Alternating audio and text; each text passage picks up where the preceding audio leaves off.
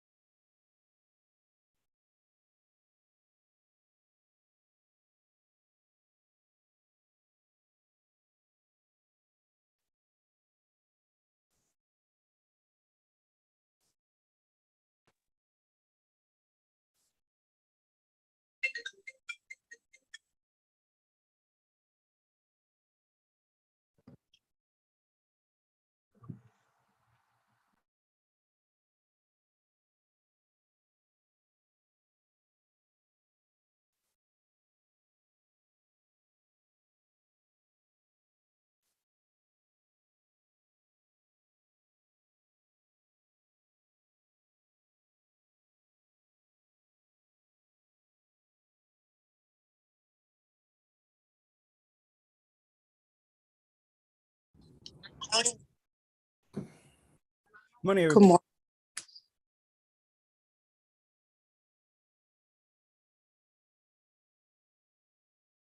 I was talking and I was muted. All right, so let me start over. Good morning, everyone. morning. Good morning.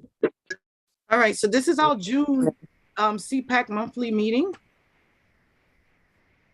I'm gonna skip all that. This is the executive board for the current executive board. And we will have our parliamentarian, Ms. Blazier, read the CPAC meeting procedures and standing rules.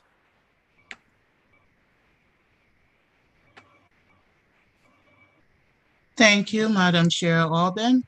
Good morning, CPAC, and we'll have our guests here yet this morning. So for our CPAC meeting procedures and standing rules, which is to ensure that our CPAC meetings are ran smoothly, fairly, and in compliance with our CPAC's bylaws, we ask that you respect the following procedures and adaptations.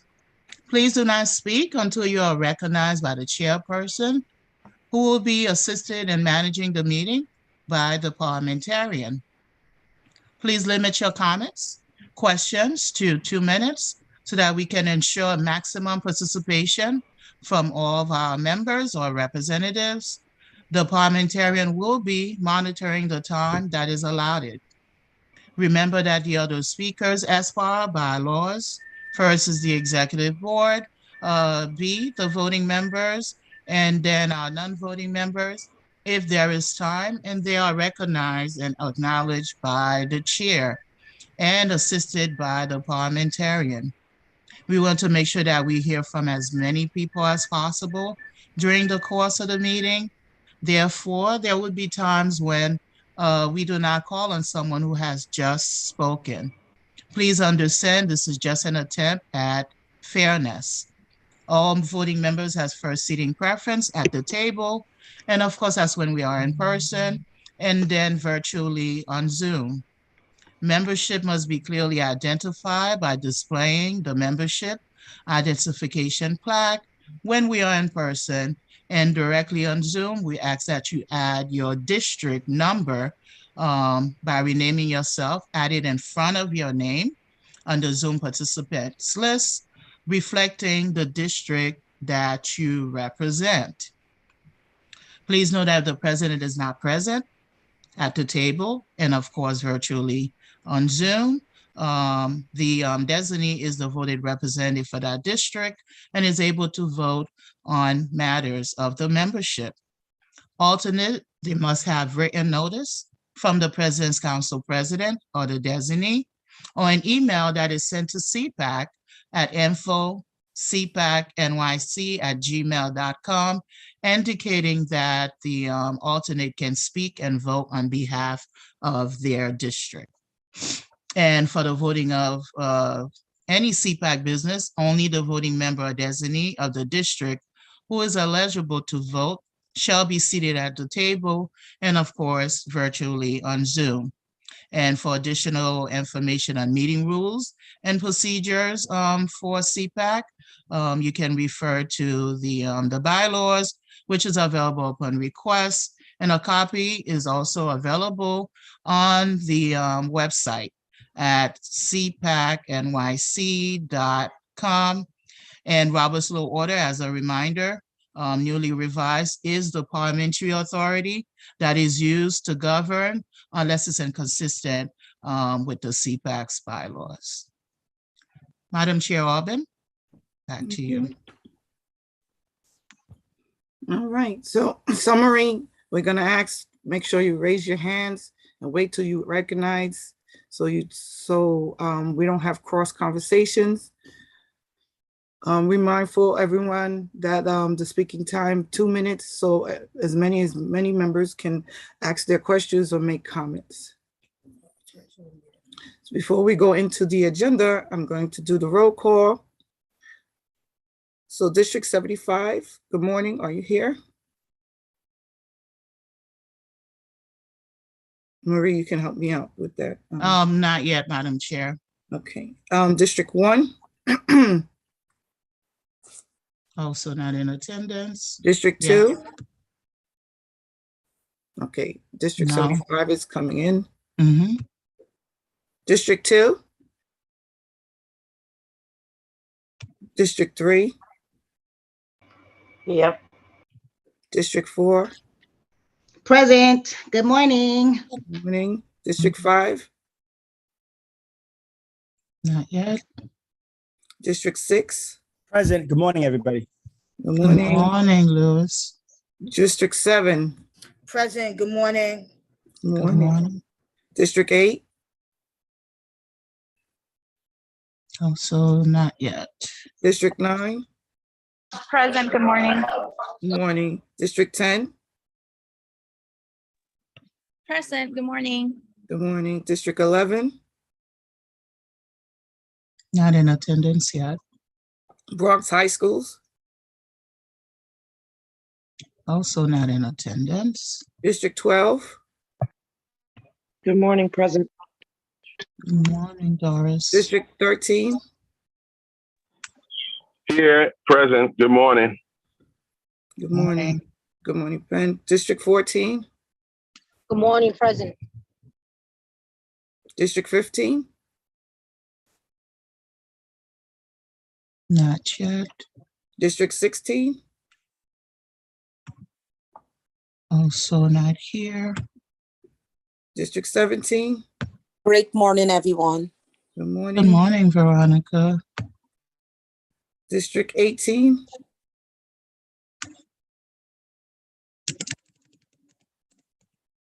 District 19. I saw District 20. Mm-hmm. Staten Island. Yes. Ms. Atterbury. Yes, Staten Island High Schools is present. Good morning, everyone. Okay, Queens is here. Brooklyn High Schools. Good morning, Good morning. President. Manhattan High Schools. Good morning, President. Good morning. 21.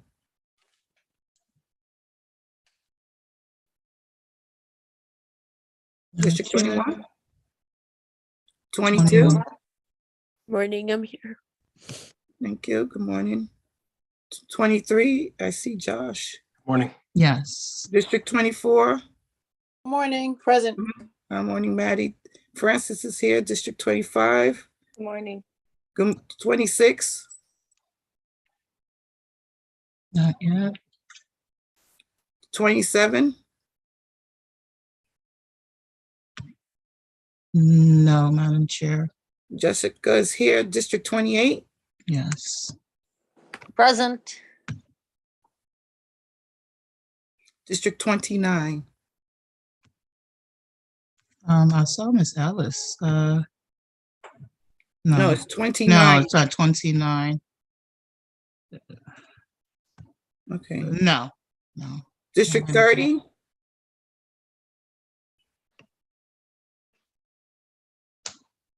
District 31.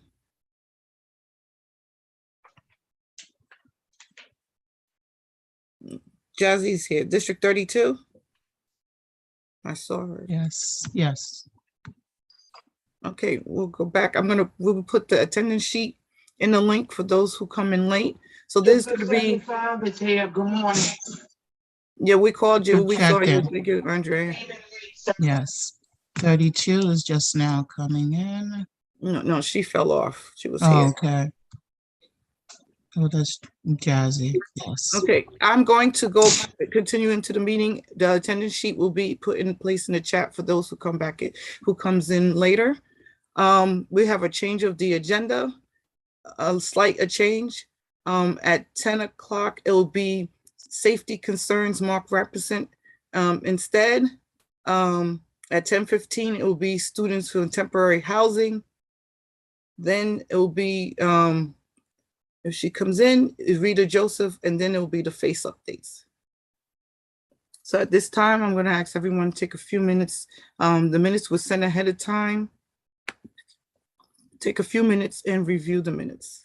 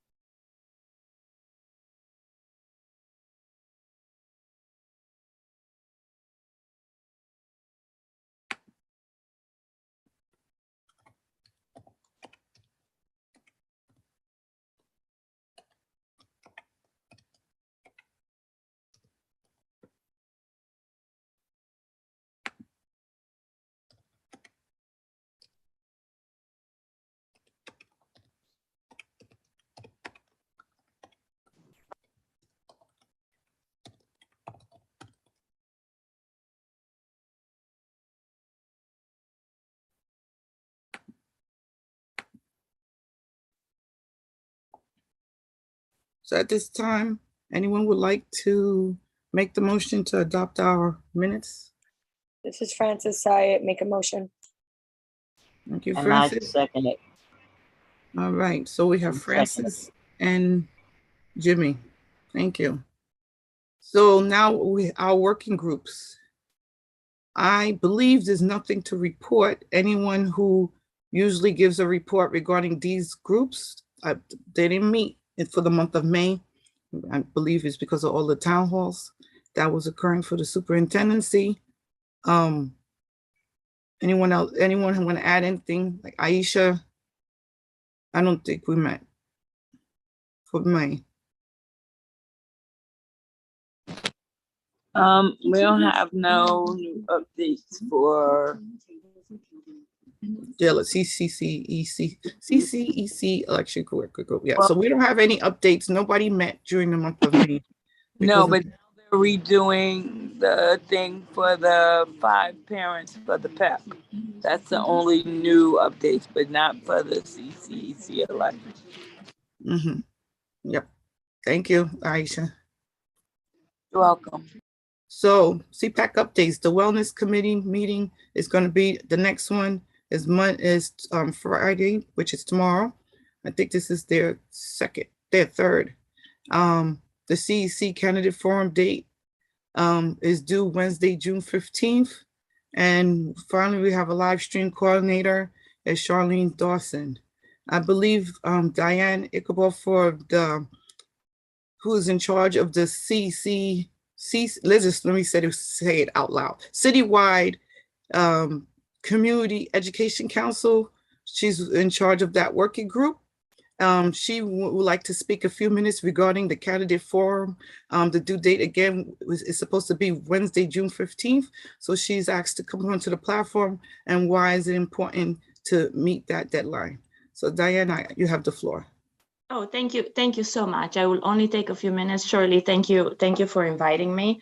It is true that the work of the working group, the elections working group, has been, we finished the stage in which we receive feedback from the working group, and right now we are working internally on developing all the processes needed in order to implement a lot of the feedback that we received, and we will come back to CPAC and to the working group, and Aisha is the chair of that group, with updates as this work progresses. So I want to tell you that we will launch the campaign earlier this year, and we will open the application on January 9th.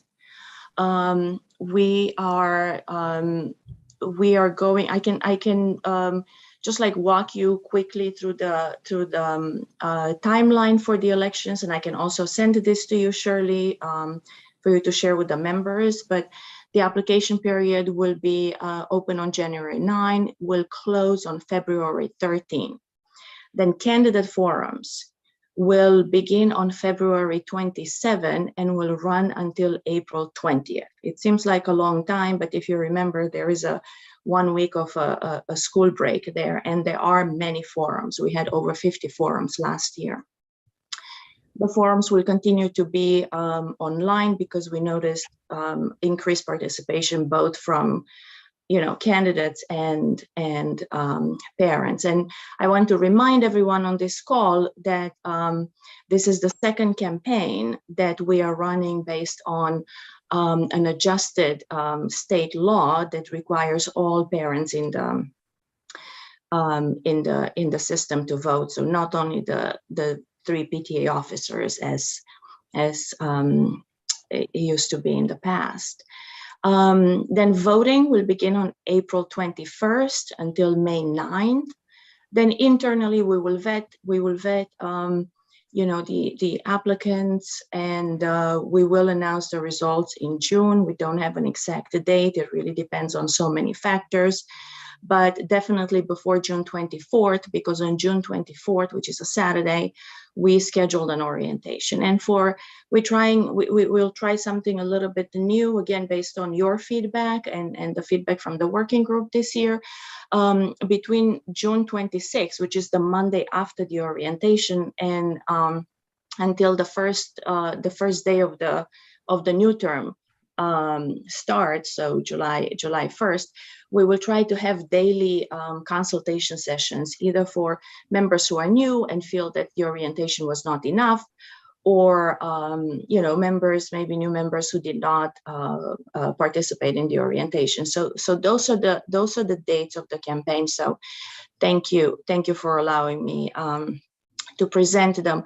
Then Shirley, as you mentioned, we sent around a few weeks ago, after your last meeting actually, a Google form in which we're asking all of you presidents of the President's Councils to discuss with your councils and select a date for your forums. The reason why that's important is because we heard from so many of you how disappointed you are when candidates do not show up at forums, or when parents do not show up. So it is really very important for us to consider the impact of the timing, not only of the forums, but of the invite that we are sending out. So in order for us to be prepared and give notice especially to candidates, we want to have those forum dates built into the acknowledgement that goes to the candidate. So when a candidate submits an application in January, we want them to mark their calendar for April at that point, so that we reduce the burden on them, the potential for conflicts, and ensure a higher participation at those forums. So, but for that to happen, we need your help. So please select a date, or at least tell us when your monthly meeting is supposed to be according to your bylaws, and then we will select a date for you. And I also want to encourage you, when you make this decision, to also consult with the superintendent, with the district office, to make sure that there aren't any any conflicts, any major conflicts. So thank you again for that. And Shirley, I'm sure that Shirley and Randy, you are sending around, I saw that you sent around reminders. Maybe you will do another one for that survey. I'm not right. Like, I would like to send to you also, if you agree, Shirley, the forum toolkit from the last year, because we want to update it. We want to see what worked for all of you and what didn't. So I will send this toolkit to you. It's a very big, if you remember, like, there's no point on us talking about it now as a group, but I would like to send it to you, to send to all the presidents. We'll discuss on a reasonable timeline, and send us back your input. Tell us what worked, what did not work last year, and how we can do it better. 2 more points, if you allow me, Shirley. We would like to ask you to not stop promoting NICSA. Like, there was no stop to that. Like, every parent who comes into our system should have an active NICSA account. I know that we did a very, very big push last year when because it's so linked to the campaign, anyone can vote and run for a seat only through NICSA, because this is how we validate parents, and this is how we're able to tell you for which council you qualify to run, and in each council, in which council you qualify to vote. So it is essential. It is essential for all the parents in our system to have access to NICSA, because while not everyone will run for a seat on a CEC, we want everyone to vote. So please continue pushing this in your schools. And the last point that I want to make, it's an announcement actually, but we also heard from you that in addition to NICSA, the second greatest challenge for the last campaign was the fact that not enough parents in our schools are aware or understand the role of the CEC, the importance that community and citywide education councils have in our system. So we decided to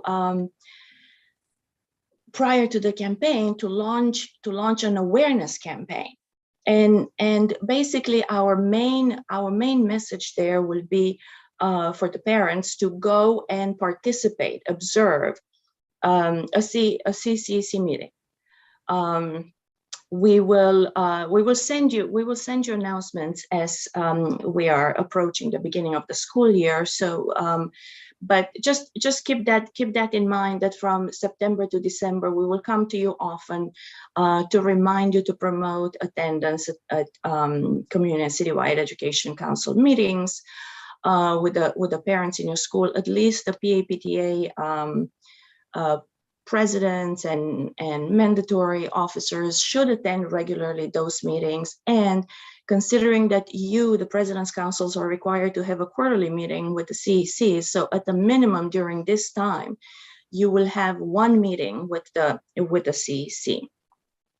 And hopefully there will be huge attendance, at least at that meeting, but ideally at every meeting from September to December, so that in January, when the elections campaign opens, parents in your districts will be prepared and will understand a little bit better if they really want to run for a position, or if it's too much for them, and then hopefully many of them will vote. So thank you so much for allowing me to come here, Shirley. I really appreciate the opportunity to address the group, and I will come as often as you need me. Please feel free to share my email address with whoever doesn't have it. I'm happy to set up calls with any of your members who want to provide me with additional feedback or ask me questions. There's a hand raised. Selena, you have a question for Diana? Yes, good morning. Hi, Donna. How you feeling? Christina. How you doing? I just wanted to know if you can send out the survey for us to pick our dates for the conference. If you can send it to me directly. Sure. I guess you know what I can do? I have your email, so I'll send you my email so you can know to send it to No someone. problem. Thank you so very much. I will send it to you, Selena. Absolutely. Thank you.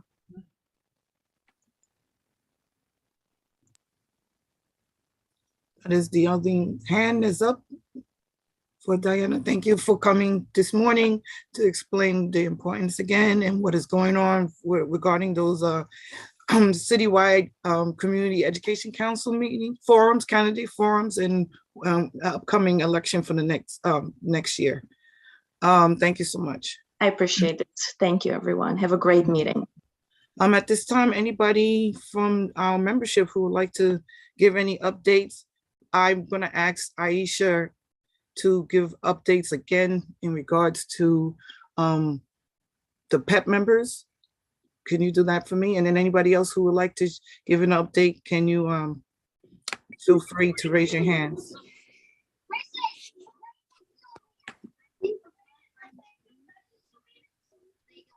Madam Chair, Mhm. District Brooklyn High School. That's Okay. up. Yeah, I would like Aisha to go for, okay, go ahead, Brooklyn High Schools. And then now I was waiting for Aisha to speak first. Good morning again. I just wanted to say that I'm hoping that the Special Education Committee, the CPAC Special Education Committee, can meet a few times during the summer. We're hoping to have a series of presentations. It'll probably meet about 4 times, twice in July and twice in August. Okay. Just wanted to note that, so anyone interested in joining us is more than welcome. Thank you. Aisha, you on the platform? I know you're here, but can you unmute yourself?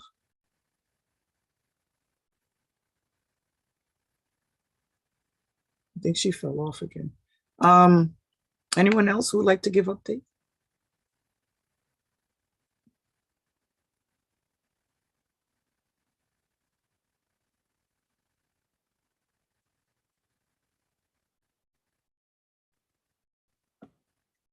Nope.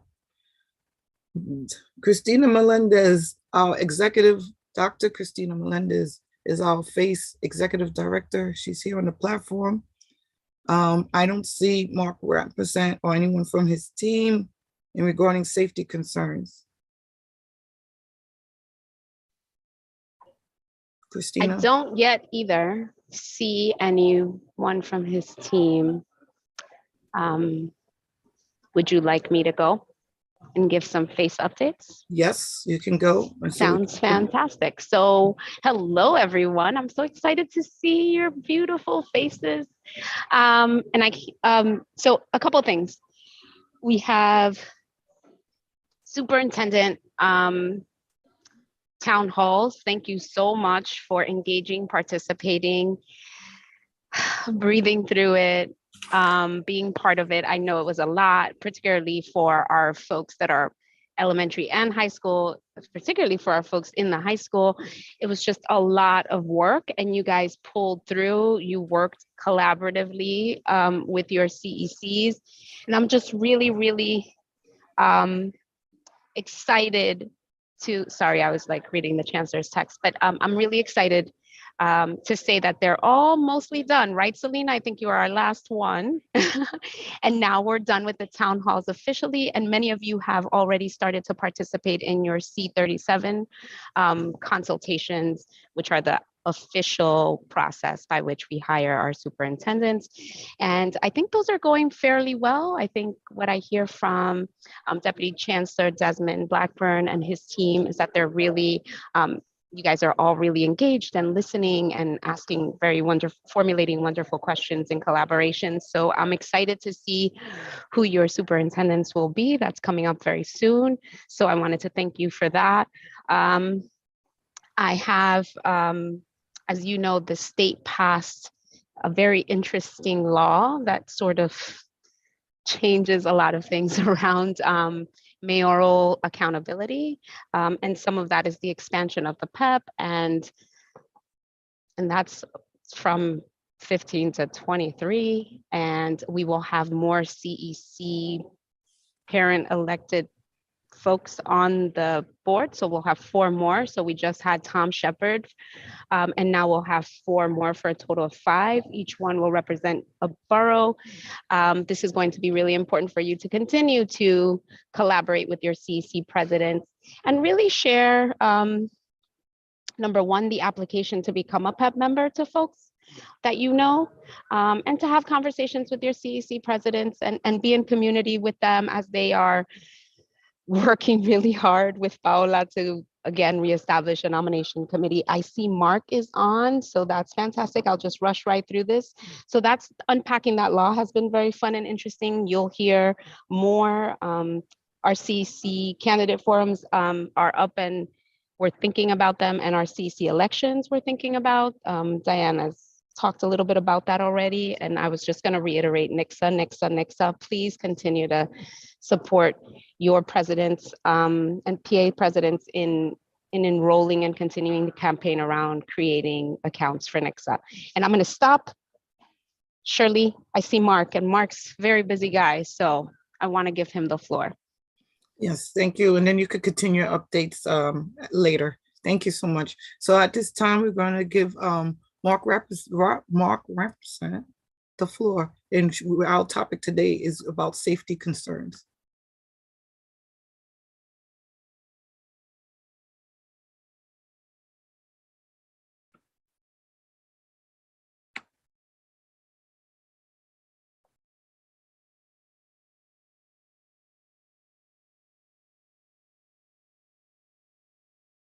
I think he fell off. Oh no, here you go.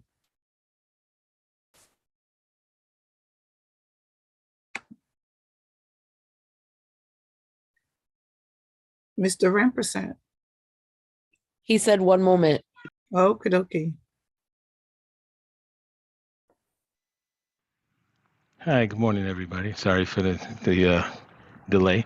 That was the chancellor's folks calling to just tell me to hold for a second. All right. So, Dr. Melendez. I got the same call, Mark. I'm on Okay.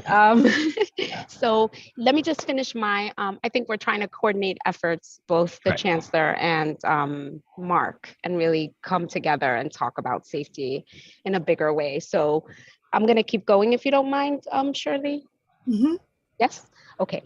Thank you. So we also had a professional development at FACE for open meetings law, which has some changes, right? So you know that it's going to expire June 14th. And because of that, Mark's already,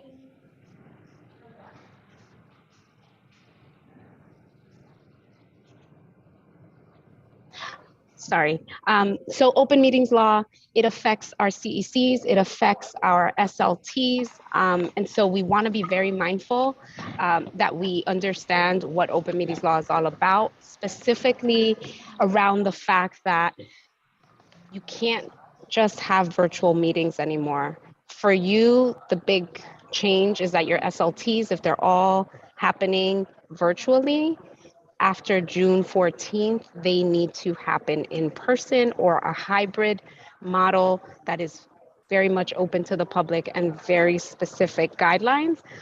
Your FLCs have attended the training, and so have CEC presidents. So between those folks, you can have some information. We will definitely be happy to support and help. You can definitely reach out to Jesse. He can provide more supports, as well as Paola Paola for this one. But just be mindful that if you have SLT meetings coming after June 14th, when the law expires, you will have to have either the hybrid model that is described by the law, or it would have to be in person. And I see that the chancellor is on, so I think, and I'm definitely done with my updates. So Shirley? Okay, thank you. So there are some questions for you, and we'll ask the questions after Mr. Represent and the Chancellor regarding safety concerns.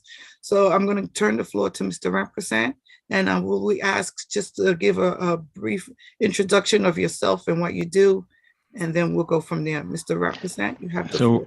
We're actually going to have the Chancellor start us off, and then he's going to kick it to me, if that's okay, ma'am. Yeah, it's fine. Okay. Yeah. Because thank you, everybody. My schedule's bouncing around here a little bit and coming from an event in Harlem. But no presentation from me. Just wanted to say hello to everyone. But I really wanted to ask, and I'd like to hear from the body, your thoughts about safety and some of the issues that we can do with respect to it. I do a lot of these meetings, and everybody asks me questions all the time on my team. I really want to hear from you, your thoughts that will help to shape what we should be doing. And the specific topics I really just want to talk about now, it's at the top of everybody's agenda, is safety, right? And the issue around safety and keeping our schools safe. We've been watching all of these mass shootings and all of this craziness and the shootings that are happening out here in the streets. We've been fortunate in our schools so far. And I'm very concerned.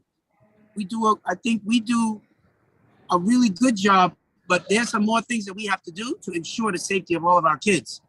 I got a call from the head of the principals union right after the last mass shooting, and he said, can we just lock the front doors after the students are in the building, and then anybody that's coming to the building has to identify themselves. There's no just open front door for anybody to walk in, because if somebody has a weapon and they just want to come in and do harm, all they have to do is open the front door and start shooting. And now we have a major problem on our hands. And so we're looking at that. We had a big meeting with the police department the other day and a lot of other people, the heads of the unions. But I want to ask you as parents, what ideas do you have that we should be putting together right now that would do a better job of ensuring that our kids are safe in school? I can't always control what happens all around the neighborhood or in the streets, but certainly at the school level, what ideas do you have? And I'd love, so Madam President, you can pick whoever would like to respond, but I'm very interested in hearing from parents on this issue. All right, Chancellor, we're going to start with District 17, Veronica Clark. Morning. Thank you, Madam President.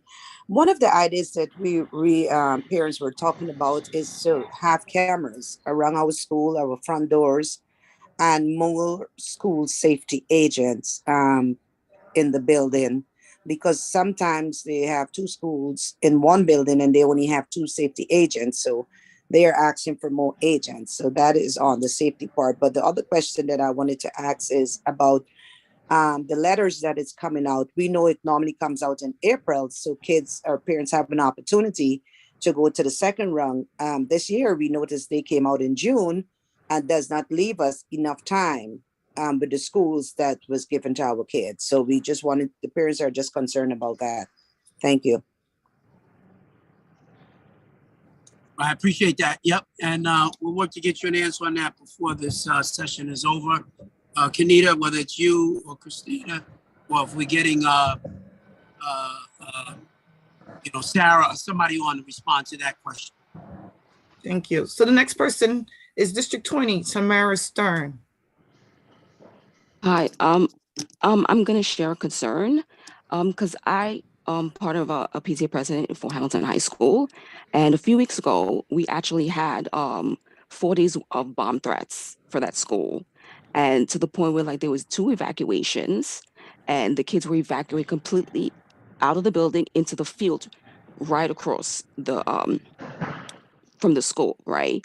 And the concern that many parents had was that if there was a bomb in that building and anything blew up, a lot of the debris from that would have been hitting everybody that was on that field, right? It was to the point where many of the kids, the Monday and the Tuesday, they actually left the field. Like kids were climbing the fences to get out because there was like over 4,200 kids there and 500 staff in one area that our students didn't feel safe in, period. And they did not know what was happening and they didn't wanted to leave the area.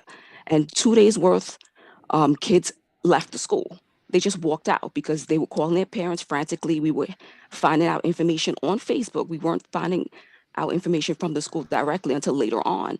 And that was a main concern, right? And the way that the school dealt with the situation and the safety forum that happened, a lot of parents were frustrated and a lot of their questions weren't answered. And the parents feel that the school does not care about the safety of the children. And we need as parents to know that our kids are going to a safe space, and then the faculty and the staff in the school is going to keep our children safe. Now, for our kids not to feel safe, that they felt them exiting the school and the premises was a better option for them than staying in the area was a problem. So that's something that needs to be talked about. Yeah, yeah. I'm not sure particular situation. Mark, Yeah. are you with that at all? Yes, Chancellor. Yes. What response? Yes, Chancellor, we definitely are familiar with this situation. This was a young person who called in a number of bomb threats to the school. They did actually identify the student. He was in fact arrested, calling in fraudulent bomb threats. It did get to the point to where after several threats, the NYPD decided that the school would not evacuate, all right, because they continued to evacuate and that continued to exacerbate this situation. There was a concern about the school not evacuating to the out of area, but they did follow the guidelines of the NYPD. We can definitely talk about that further. They utilized the field, which is adjacent to the entry door. It was a larger number of students that were convened on that space. We did hear from the parents. We heard them loud and clear. The principal will evacuate to a primary location as opposed to secondary or out of area. So she did hear them loud and clear. And as it relates to the notification, the principal was able to show 3 types of notifications that went out during the course of the incident. I apologize, ma'am, if you did not get those notifications, but the principal was able to show that she did send notifications in real time. But I would be more than happy to convene a meeting with the parents again to talk more about their concerns. Thank you. Before I call in, again, I'm trying to hear as well, and I appreciate that. You know, that's always been such a tricky situation. Ever since I was a teacher in a school, you remember there's like somebody calls in a bomb threat, and then you have to evacuate. And you know, some kids figured out how to game the system. They say anytime we have a test or something, just call in a bomb threat. Everybody's got to leave the school. That's why it's turned over to NYPD, and they ultimately are the ones who make the determination around whether or not we evacuate. They have much more intel than we do to determine whether it's a credible threat or not. So I appreciate you raising that. Anytime a parent or student feels unsafe, that's an issue. And we've got to continue to have a better level of communication so that we are ensuring that not only that the kids are safe, but that they feel safe and the teachers feel safe. Everybody in the building needs to feel safe. That's why I'm concerned about these broader issues and the amount of guns that are out here on the streets, particularly and its ultimate impact on schools. So I'm looking for more suggestions. How do parents feel about whether or not we should lock the front doors of the school? You know, there's some people that don't agree with that. I'm really interested in hearing broader answers, not just the particular school your child goes to, but just broadly, what are the things that we should do for the whole system? Yeah, so I would like to clarify. So the chancellor's here to ask for suggestions, Mark will answer questions afterwards, right? So Right. that's what we're doing right now. So Veronica had brought up cameras, and I want to elaborate on the cameras. They have to have regular schedule checks to make sure all the cameras are working. You know, it's one thing to have cameras, but if they're not checking to make sure they're up and running, it's useless. Also, I think education between the school community needs to be had to see how all of us play a part in making the school feel safe, right? Students can't sneak kids into the building.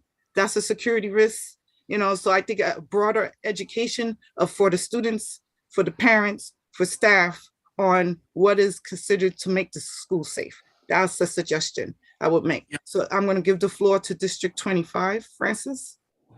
Hi, good morning. This is Francis Gonzalez. Going just piggybacking on what Shirley said. Yeah, the cameras definitely need to be working. Also, maybe the NYPD can have access to these cameras, like those security home systems that they can actually surveil in schools to see if there's any strange outside activity that normally teachers and principals won't see. If they can have access to that, I don't know. Another thing I would recommend is, like, since the way we created PPE for COVID, we need PPE for mass shootings. We need bulletproof helmets. We need bulletproof protectors for the kids, for the chest, in case there's an active shooter. With these assault weapons, they're very hard to manage. And I think that as a parent, I would feel safe if I knew, like, when you go on a cruise, you have life jackets. We need those in school. I know it's expensive, but it's our reality. And I think that we need that to save a lot of kids' lives. And we also need to observe the mental health of these kids. Some of these kids are showing signs and we're ignoring them, or we're not giving them the support they need. And we also have to support our teachers who are having a difficult time at this time. Thank you. Thank you. You know, those are very interesting suggestions. Let me certainly think through some of these. Certainly the cameras, I think, are critical. Right now, the NYPD actually has access to our outside cameras. Here's something that the NYPD brought up the other day when we met with them, which was cameras in the buildings and having access to those when there is in fact an incident. So what does that mean? That means they get a report, there's a shooter, they're in the building, and seeing the outside cameras tells them we see where that shooter came in. But now that they're in the building, we have no idea really where they are. If we had cameras, you know, hallway cameras or something where we can see the movement, it helps the NYPD be able to have a more effective response. There's a lot of legal challenges around that, because as government works, very often a lot of people say we don't want the police having access to cameras and seeing what's going on inside of buildings for lots of different reasons. But these are different things that we in fact have to explore. Let me pose a question to you all while you're still giving me more suggestions, and tell you something else that was raised. And I just read it in today's paper as well, which is, should there be a police officer in every school who has a gun, who is not school safety? They don't really align and interact with the kid. They're there in case there was ever a shooting in the school. And that's the whole purpose of them being there. A lot of people say, absolutely not, never. I do not want that. I'm curious to know what you as parents think about there being one person in that building who in fact has a gun in case something were to go down. So I'm going to ask because there's parents who has their hands up. I will ask parents to put yes, they're in favor in the chat, or type no, you're not in favor of that in the chat right now, please. That'd be great. Thank you. And someone had asked a question that is for Sarah Kleinhander. Could you put that question in the chat so Faith can have it and send it to the appropriate individual? Chancellor, and while we're waiting for everyone to put the information in the chat, one of the important things for parents to know is during times of an actual emergency, the NYPD does have access to our internal cameras as well. They don't have like 24-hour access, but during emergencies, they do have access to our internal and external cameras.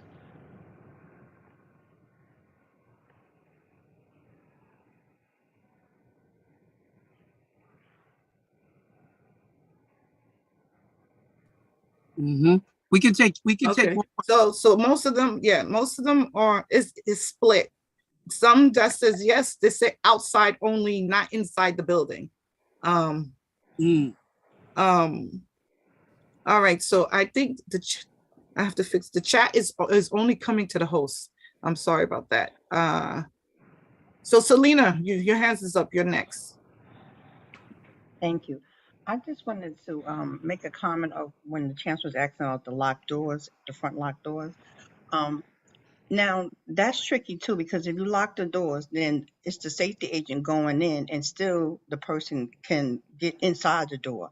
I guess you're saying that the principal is saying that to slow down or be a deterrent from if the doors are just not open when everybody can come in all at once, they actually have to go to the front door and let them in. But that's something, because they're not police officers, they don't have any guns, the person can still knock them down and run into the building. So I think we have to look a little bit more into that. But also because I want to know, I know this happened in Fort Hamilton, you said that when you evacuate you go outside to the street, and my concern is like people can though, and maybe I shouldn't be thinking this way, but I am, people can call on the bomb threat, and they could be calling the bombs to get everybody out the building, and then they can start firing in. So that's my concern, like going out, and they know this is the routine. DOE evacuates, and then everybody can be like, to me, be like a sit and pray outside for them to start shooting the kids and staff and everything. So I think we should revisit that part, because that's not safe either, especially if you put them in one area and they locked in that area. They're to me like sitting ducks, and it could be snipers, just mass shootings. It could be anything's happening. So I don't think we should do that. These are very complicated issues. They really are. Because if somebody called in a bomb threat and there was a bomb, and we didn't get those kids out of the building, I know. then people are going crazy and saying, how in the world could you not have gotten them out? I think we should get them out, but not in like an open space. Something we just have to think out that particular building and into maybe another building, but not know that they're going to go to that second building. I know it's a lot. It's a lot that we have to work on. It's just not just an easy fix. It's just a lot of thinking and working on it. All right. So the next two speakers will be Sabrina and Nicole, followed by Rashida. And then Ben. Is it me? I think Veronica had her hand up before me. She already spoken. Oh, okay. Already. Good morning. Good morning. I think the first issue is once we have a shooter in the building, I think that's pretty much a little too late, because then we're trying to react rather than be proactive.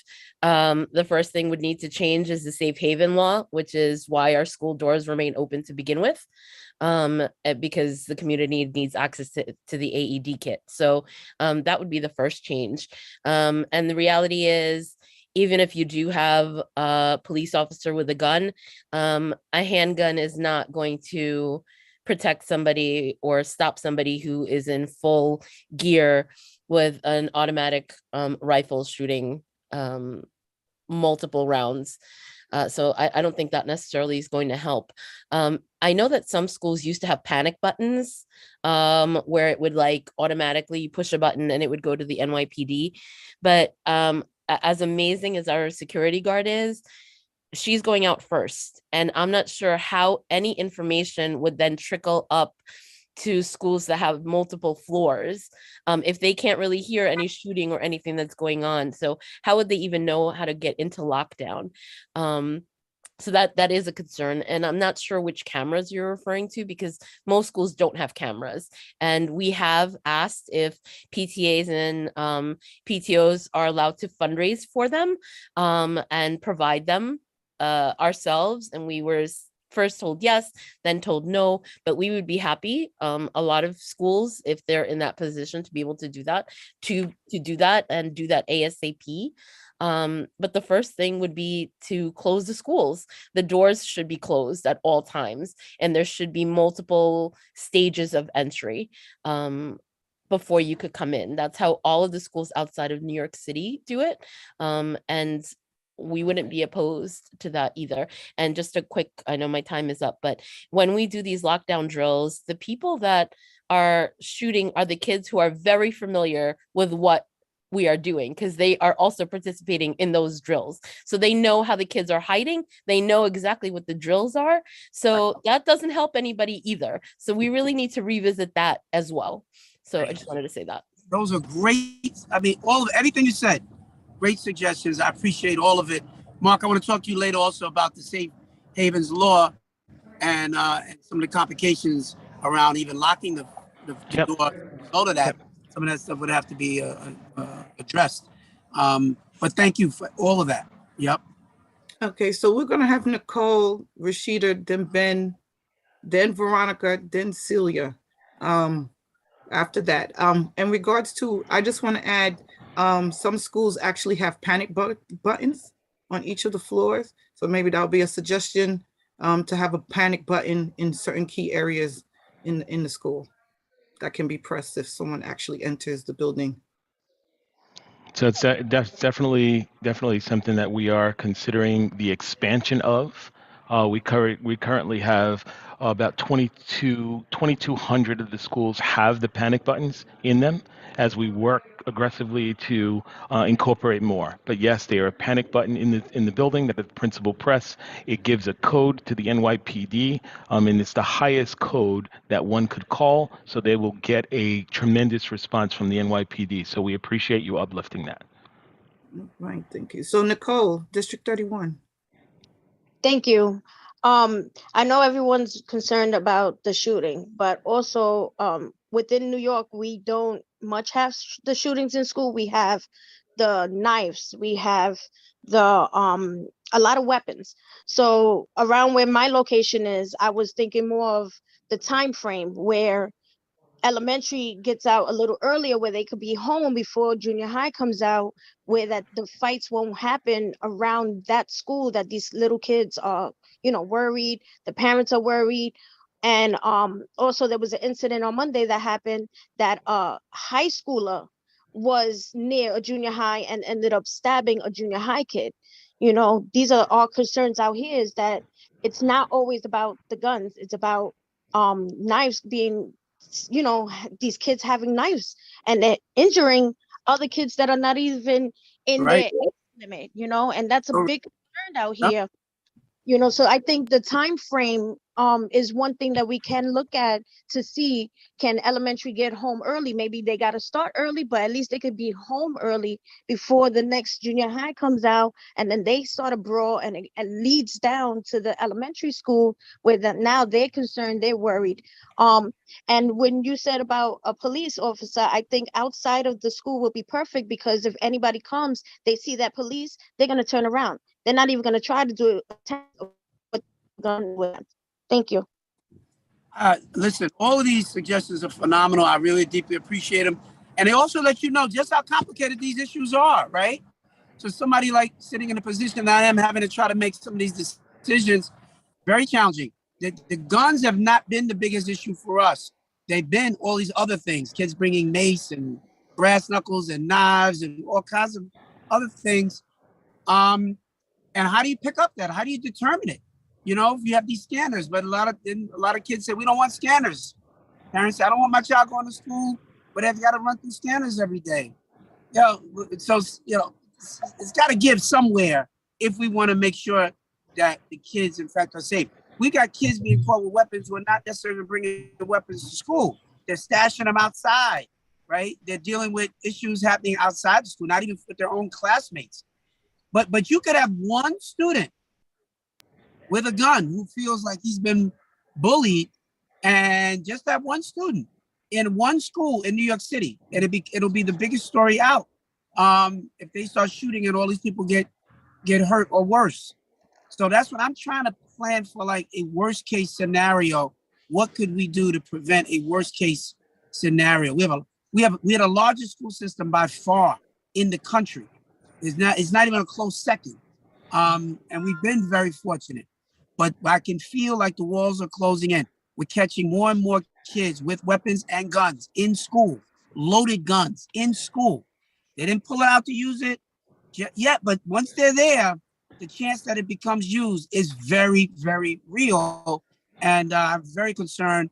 And that's why we're trying to talk to everybody so we can come up with the best plan of action for going forward. This school year is almost over. We only have a couple of weeks left, but then we got our summer programs. And as we get ready for the next school year, we want to make sure we have a full plan in place and ready to go. We have more suggestions. I got a few more minutes. So it'll be Rashida and then Ben.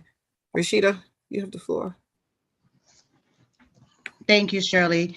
Hey, Chancellor Banks. Thank you. It is very complicated, but we need to focus on going back to building community within our school community where the students, parents, and staff know each other, get to know each other, trust each other. We don't need more policing. We cannot. When we think about the victims of these crimes, we can't neglect the people committing these acts. We have issues. We have mental health crises. We need supportive services that follow up with real follow-up and resources. When we think about our schools are it. Those are the places where we can really start to foster this community, really get to know and help and support each other so we can prevent these crimes, so we can really help folks who need the help. And it starts with our babies, and it starts with the school staff as well. But we need healing center schools where healing center practices and restorative practices and community circles. Less policing, more counseling, more social work, more community circles, really getting to know each other to understand where we're coming from and what we're doing and what we represent, what we're going through, and how we can support each other. Because that's where we're going to start the true preventative measures. If you just think about, if you lived in a house with 10 children, and you have issues going on, you're not going to just keep calling police, right? You're going to, well, I would hope you don't. You want to try to figure out what's going on within your household, who's going through what, how to process and reflect and collectively, come to understandings and agreements of supportive measures, to really strengthen, our experience with life. And just knowing how to be safe, how to trust each other. Our schools should be safe spaces. And when we say safe, I'm not just talking about the extreme with the shoot. Of course, this is real. We have to address it. It is very complicated, but we must carve out time, and it's got to come from the top. To carve out time to allow the school staff to take real time to get to know their students, get to know their families, and build that community. Back in the days, we were able to say, I know your mom, I'm gonna call your mom, I'm gonna call your uncle, I just saw your godmother over there. Like, this is what we can build back again. Even if we don't go to schools within the community where we live, we can foster that in our school system, in the school community, in that building. Teachers don't connect any longer the way they used to. We got to know who these kids are, where they're coming from, and what's going on. We don't need the punitive measures. We don't need the cops. We don't need guard arm. We don't need that. We don't. Cameras, I understand. Yeah, well, Thank you, Rashida. Well said. We need healing center schools, Chancellor Banks. We need. Yeah, no. Listen, I'm with you. I'm not disagreeing with you at all. I think, Rashida, what we are seeing here is we need it all. And here's what I mean by that. As Chancellor, I'm going to be fully locked in on trying to ensure that these schools are healing-centered places, are places where kids are known, they're adults, nobody slips through the cracks, right? The best schools are the places where relationships are strong, people know each other, they know the parents, they know the school crossing guard, the lady in Miss Williams in the kitchen, like it's a family. That's really what it is.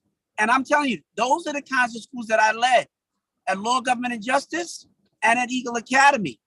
And at neither one of those schools, we didn't even have scanners. We were small schools. We were like a family. But I want to tell you something. Even in those places, you still would have some students who were a real issue. And all of a sudden, a weapon shows up. And I remember being like so thrown off, like, how did that happen here? Like, all we are is about love and relationship and family. And we go above and beyond. Every teacher knows every kid, all of it. It just shows you the level of complexity in it.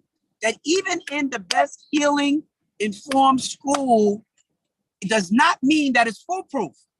And all I'm talking about is how can I ensure a greater level of safety, even in the best of our schools?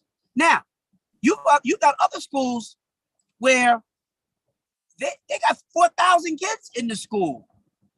Trust and believe, there are going to be some kids in that school who are not going to be well known by everybody. There are going to be some issues. And what do we do to protect ourselves when that happens?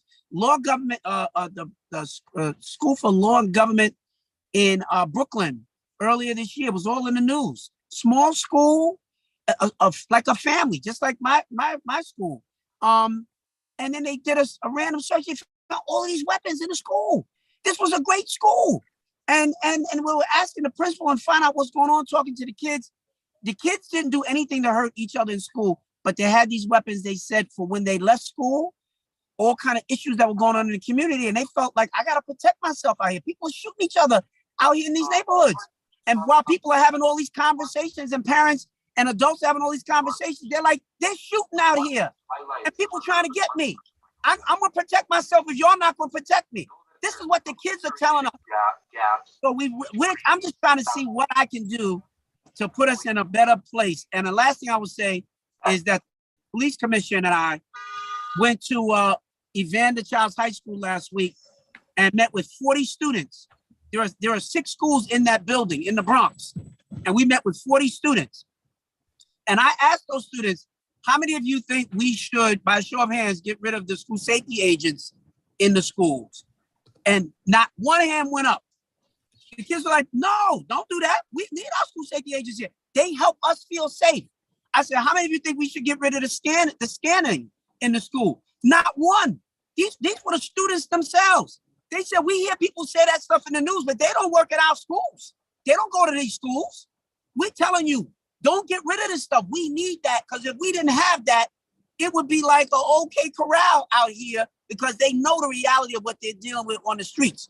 So I'm just telling you, I'm trying to talk to everybody. I'm talking to parents, I'm talking to families, I'm talking to politicians, I'm talking to everybody as we try to figure out the best path forward. But I thank all of you. I'm going to have to get ready to jump. You can continue to share with Mark Rampersand, who's still on.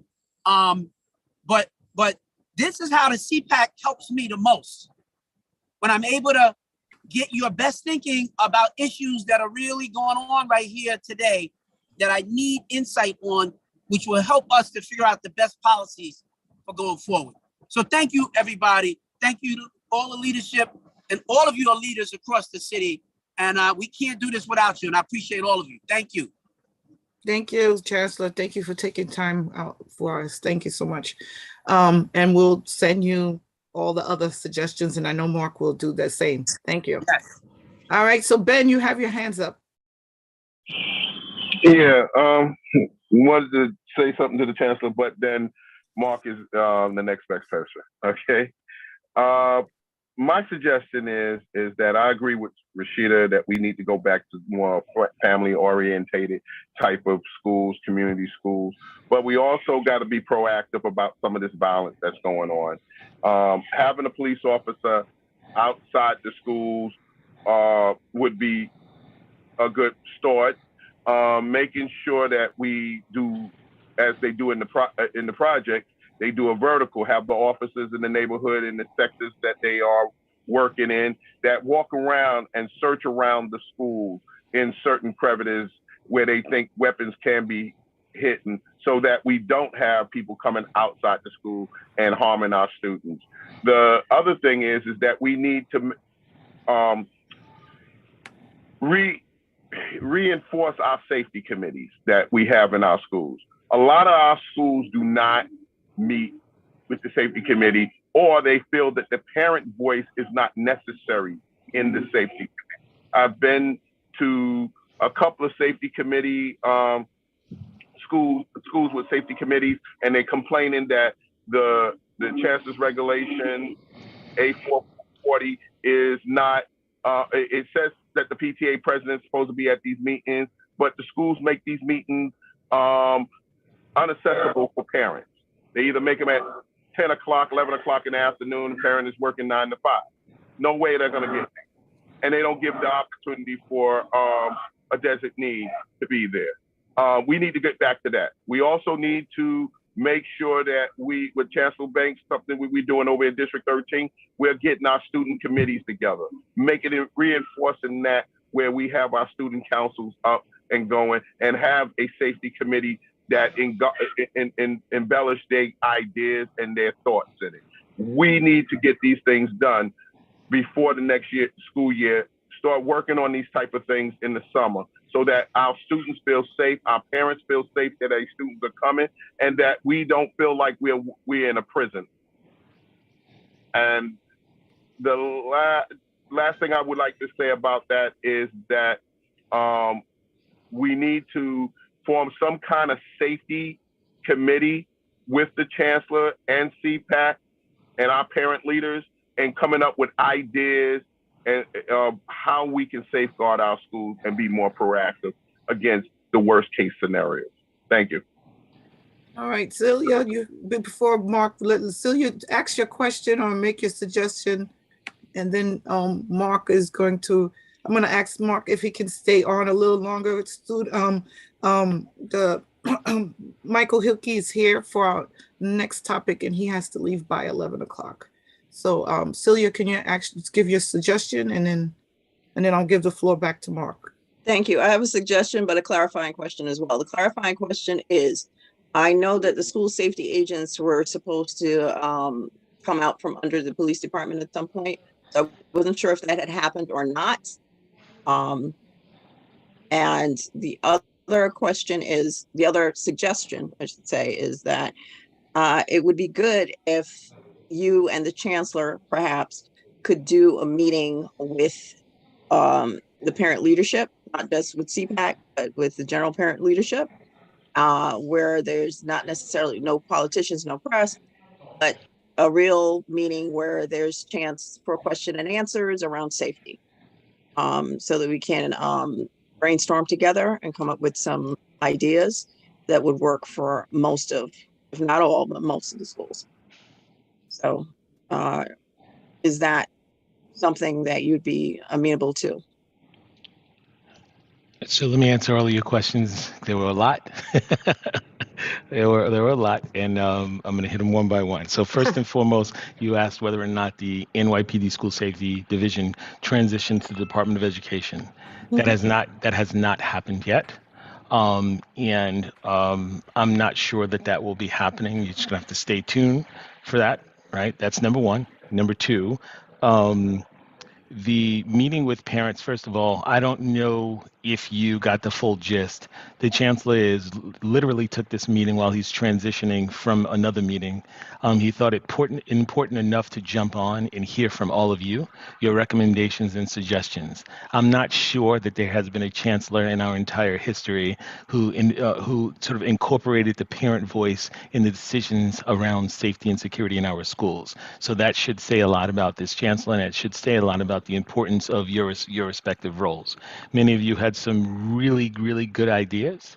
Some of the ideas you have already exist in schools, which says to me that we're not doing a great job of advertising the things that already exist in our schools to our parents, right? And so we have to work on that. And as far as convening a meeting with parents, no press, no elected officials, to have further conversation around ideas around safety and security, I can definitely speak for myself and the chancellor when we say we welcome that conversation.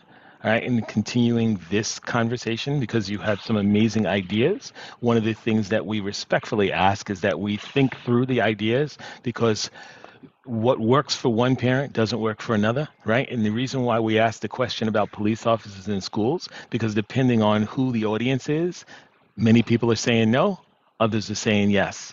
You would be surprised to hear how many parents actually want the school safety agents out of the building, which is ludicrous, right? But there are real cries to have them out of the building. And so that's the long way of saying, yes, we would welcome a meeting with the parents to talk further about your ideas around how we can keep your children safe in our schools, and they become our children once they're in our schools, so we share that responsibility.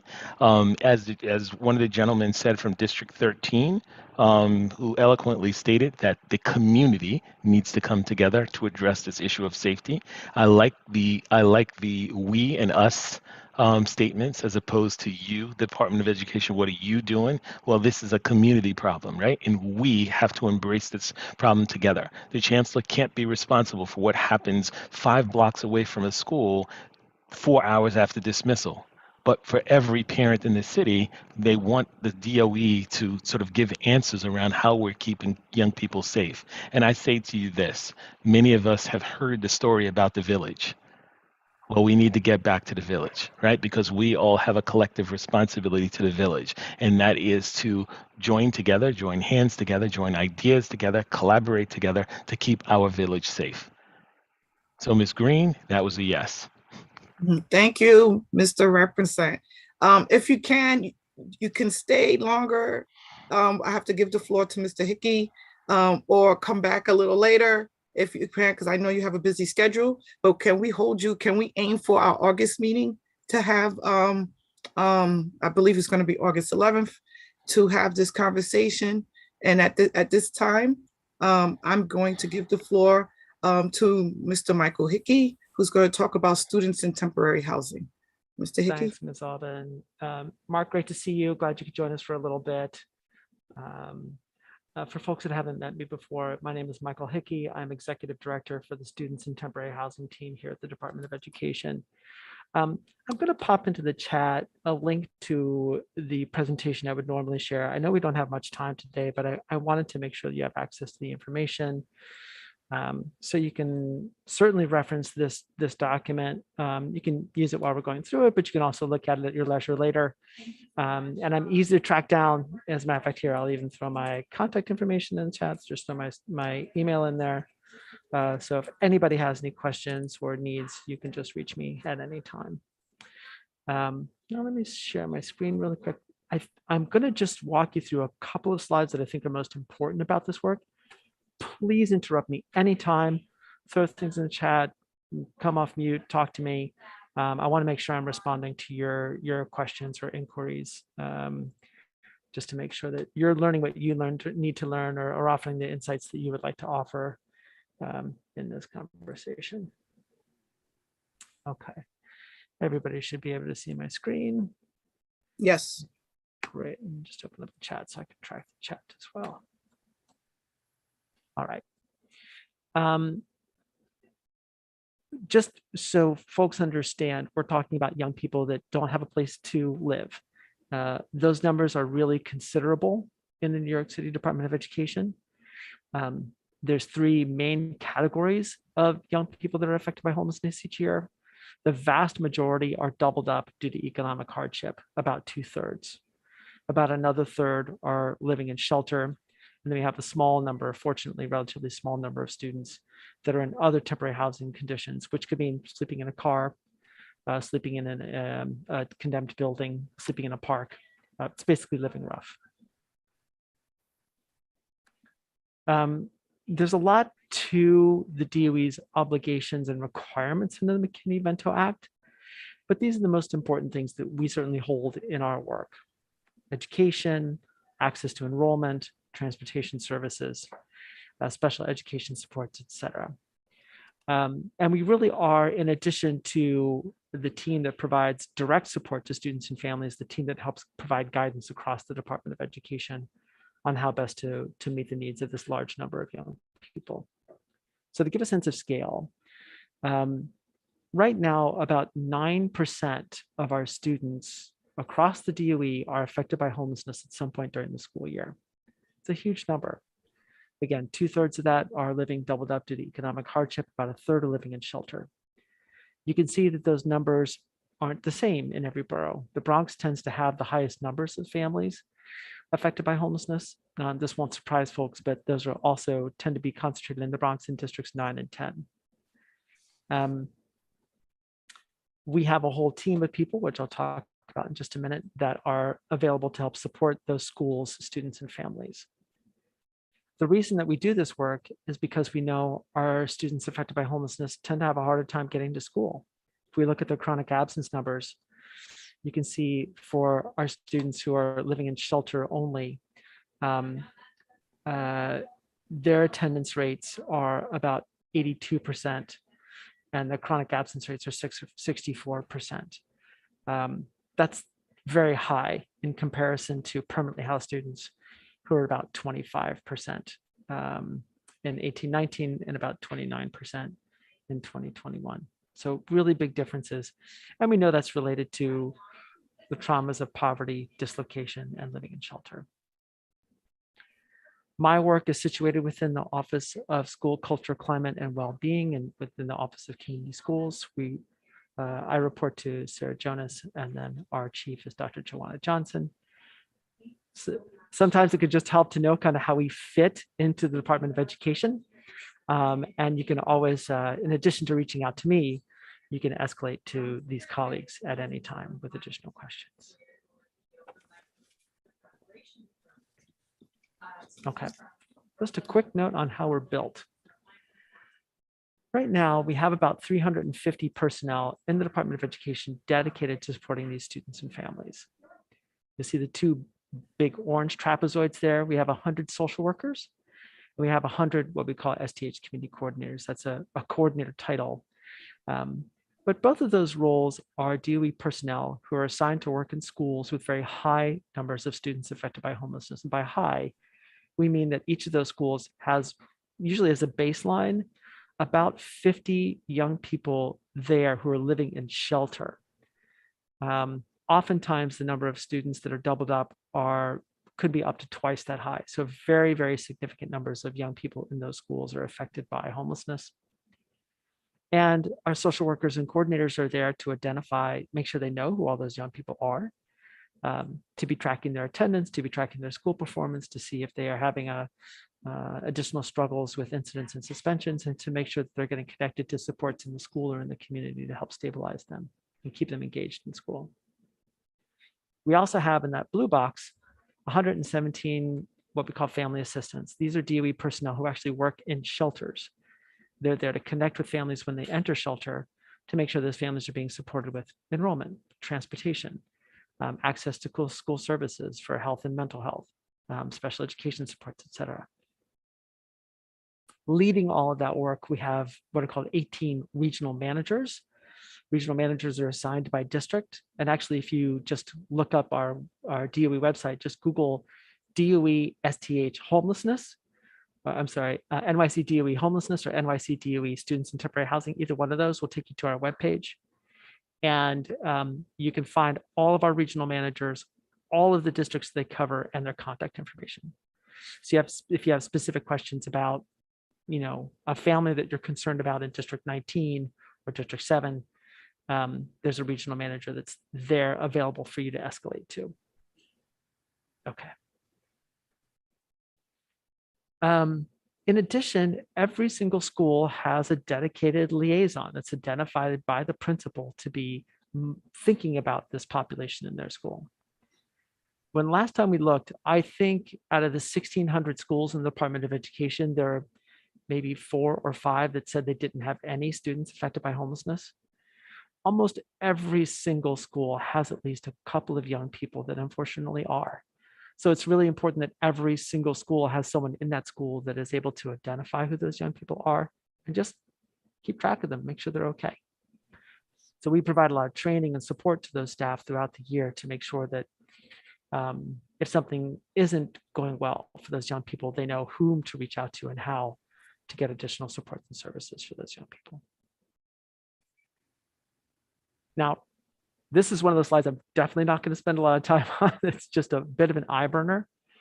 But one of the reasons I include it is because I think it's just helpful to see that the work of this team extends from direct work with young people. We're providing mental health supports and services. We're connecting those young people to clothing and food and school supplies and personal care items directly in the school, all the way down to the ways that we're helping the district at large communicate its guidance for all of our schools.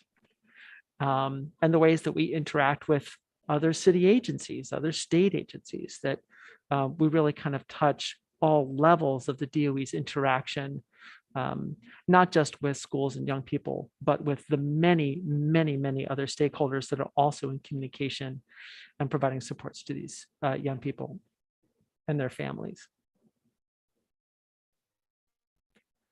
Now, we do a lot of work, and this is just a quick way to say, well, what's some of the stuff we do?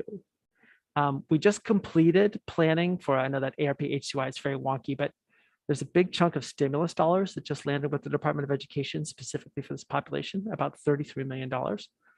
And we just completed doing a very extensive outreach process to plan with students, with families, with frontline staff, with other city agency partners and DOE offices, with our own personnel. How are we going to spend that money effectively? We are working now on advancing supports for students in foster care. This is a brand new initiative within the Department of Education for the 7,600 young people each year that are living in foster care. And we need to make sure that those young people are also being provided with supports and services. We develop training, guidance, professional development support for staff across the DOE, including hosting a very significant annual conference each winter for about 1,000 DOE employees, specific to the needs of this population. So just want to give you guys, again, a sense of some of the work that we do and how that extends across the entire Department of Education.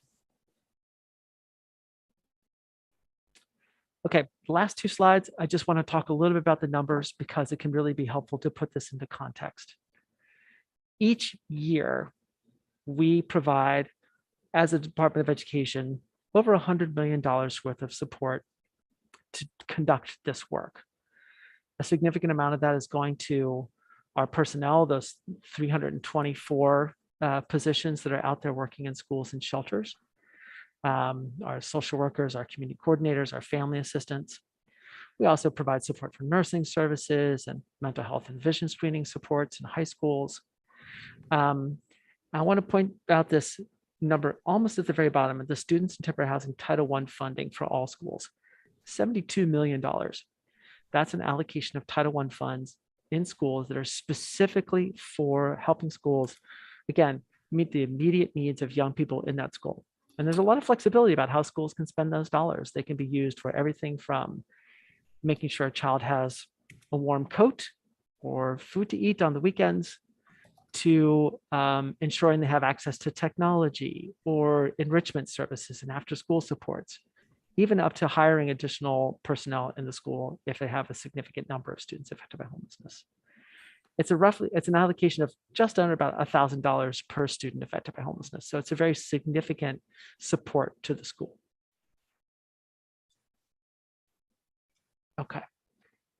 And then I mentioned that $33 million in stimulus funds. I think it's good to give you a little bit of sense of where that money is going. Just over half of it is actually going to allow us to hire more DOE staff people who are going to be working in shelters. 75 additional community coordinators. It's a huge commitment on the Department of Education. There's about 250 shelters in New York City.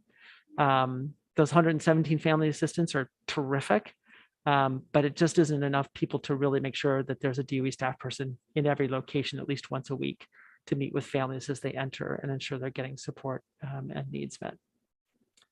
We're doing a lot of work around after-school enrichment. We know learning loss has been a big deal, and for various reasons, it's more effective to provide those supports in terms of after-school or out-of-school time learning. I can spend time talking about that if folks would like. We're also investing a lot in how we learn from data. The DOE has a lot of information. We have to get better at sharing it. And one of the big projects we've undertaken is how we share that information with our shelter system, so that they're also looking at, are kids getting to school every day? Are they, are their grades doing all right? Are they getting enough credit accumulation so they can finish school on time? Because helping stabilize students helps stabilize families. So we're working with our shelter partners to have more active engagement with them. And the first thing they need is information in order to do that work well. We've dedicated at least $1 million of this for direct supports to students. We just know that there's always there's needs out there, great, and we want to make sure that a significant portion of these resources are just going to make sure that no child is hungry in school, no child is cold at school, no child can't see the blackboard. And finally, that special project, I know it's kind of a lame category, but it's actually very a compelling area where we're doing a lot of intra and interagency partnerships. I know I just have another minute here, so I'll just mention one. We are working with NYCHA and with the city's Housing Preservation and Development team. They're providing us with vouchers at no cost to the DOE. Those vouchers are for permanent housing. And so what we're going to do is we're going to look at our families that are living very, very far from their child's school and putting that child on a bus every day, where that child might be traveling 2 or 3 hours a day on a bus to get to school. And that obviously has really big and negative impacts on their ability to attend school. So we're going to help those families relocate if they choose to be closer to their child's school within walking distance. We're doing that because we believe that's not just a housing intervention, but an educational intervention, reducing that barrier of transportation, giving a family access to permanent housing, and making sure that that child has a much better chance of getting to school and having the connection to school that they need in order to remain an engaged learner. All right, that was a lot. There's so much more I wish I could tell you about this work. I'm sure you guys are very curious about it. I'm more than available to continue this conversation. I'm gonna, here, let me stop sharing so I can see people's faces. I have just a couple minutes though. If folks do have questions or thoughts, I would really love to hear them. So this is your opportunity to ask questions regarding students in temporary housing, and Mr. Hickey will definitely have you back to continue this conversation. And I just want to remind everybody, the chat, you have to change it to everyone. For some reason, the Zoom is defaulting to direct message, but some people are. Okay, Ms. Green has a question. Good morning. The question I have is sort of loosely based on my school. My school is near 2 shelters. I've been at the school for a long time. It's a 6 to 12. We have a lot of things in place to help the children that are coming from shelters. We have extra clothing, we have all sorts of stuff. But one of the things that the previous principal had mentioned to me is that, okay, our school has 2 shelters that feed into that particular location.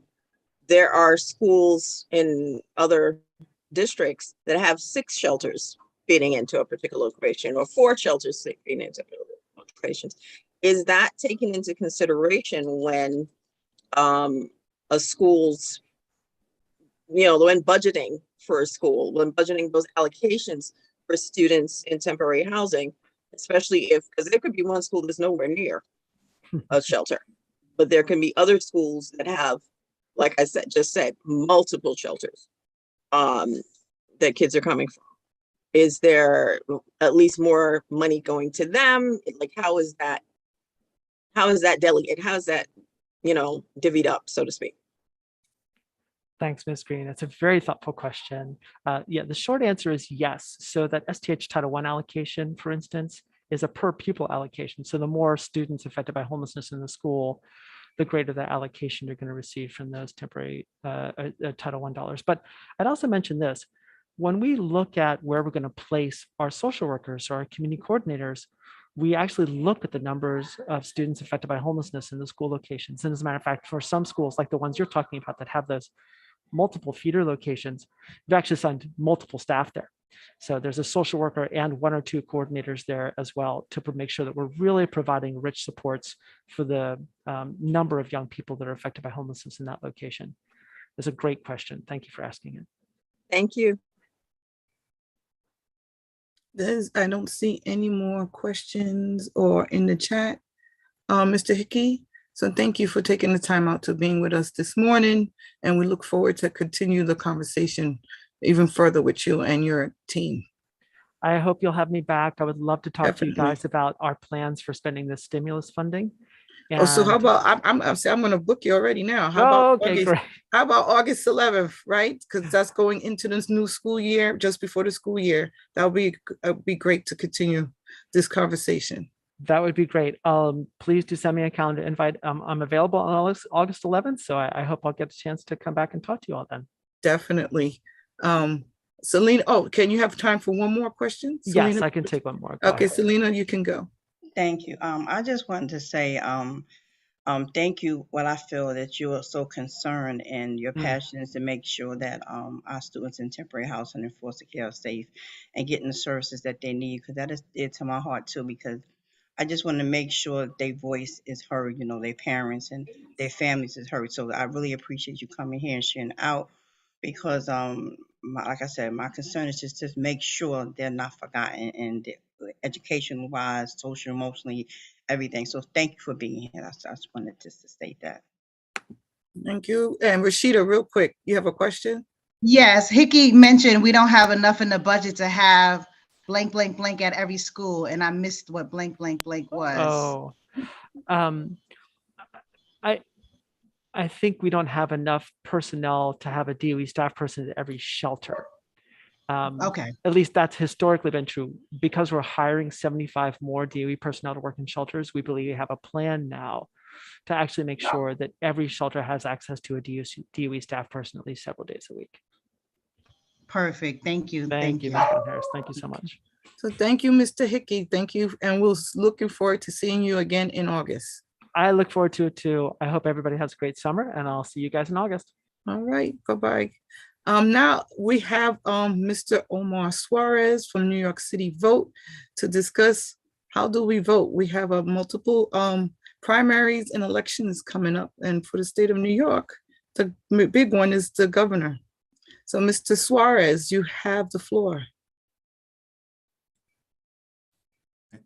Thank you, Shirley. Good morning, everyone. Thank you for having me.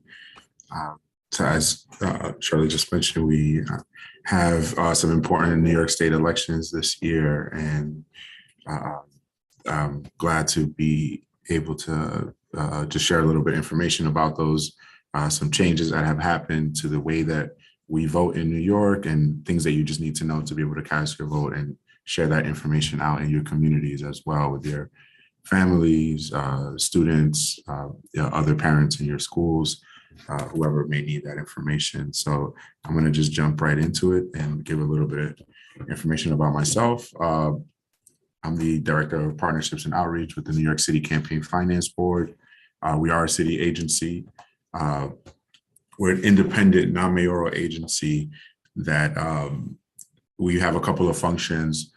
For New York City elections, we have the public matching funds program. So if somebody's running for city office, there's an 8-to-1 match on qualifying donations. So my agency administers that, but we also do public education to get people, excited about voting, so that they understand, the importance of participating in elections and have all the information that they need. If you watch the mayoral debates are sponsored by us. We also send out the voter guide every time there's a city election. Those are mailed to every registered voter. So that you may have seen NYC Votes or Campaign Finance Board through one of those channels. Just to jump into what we have coming up this year for 2022, these are state and federal elections. So we had the presidential election in 2020. That's every 4 years. Now it's 2 years later. We had the midterm elections for Congress and for the House of Representatives and for the United States Senate. But we also have our state elections, our representatives in Albany. So just a quick overview, federal government is at the national level. State is our representatives in Albany, upstate, and then our local government here in New York City represents, has obviously a huge impact with DOE, sanitation, all the city agencies. We are a city agency and we focus mostly on city elections, but we also want to get the word out about state and federal elections as well.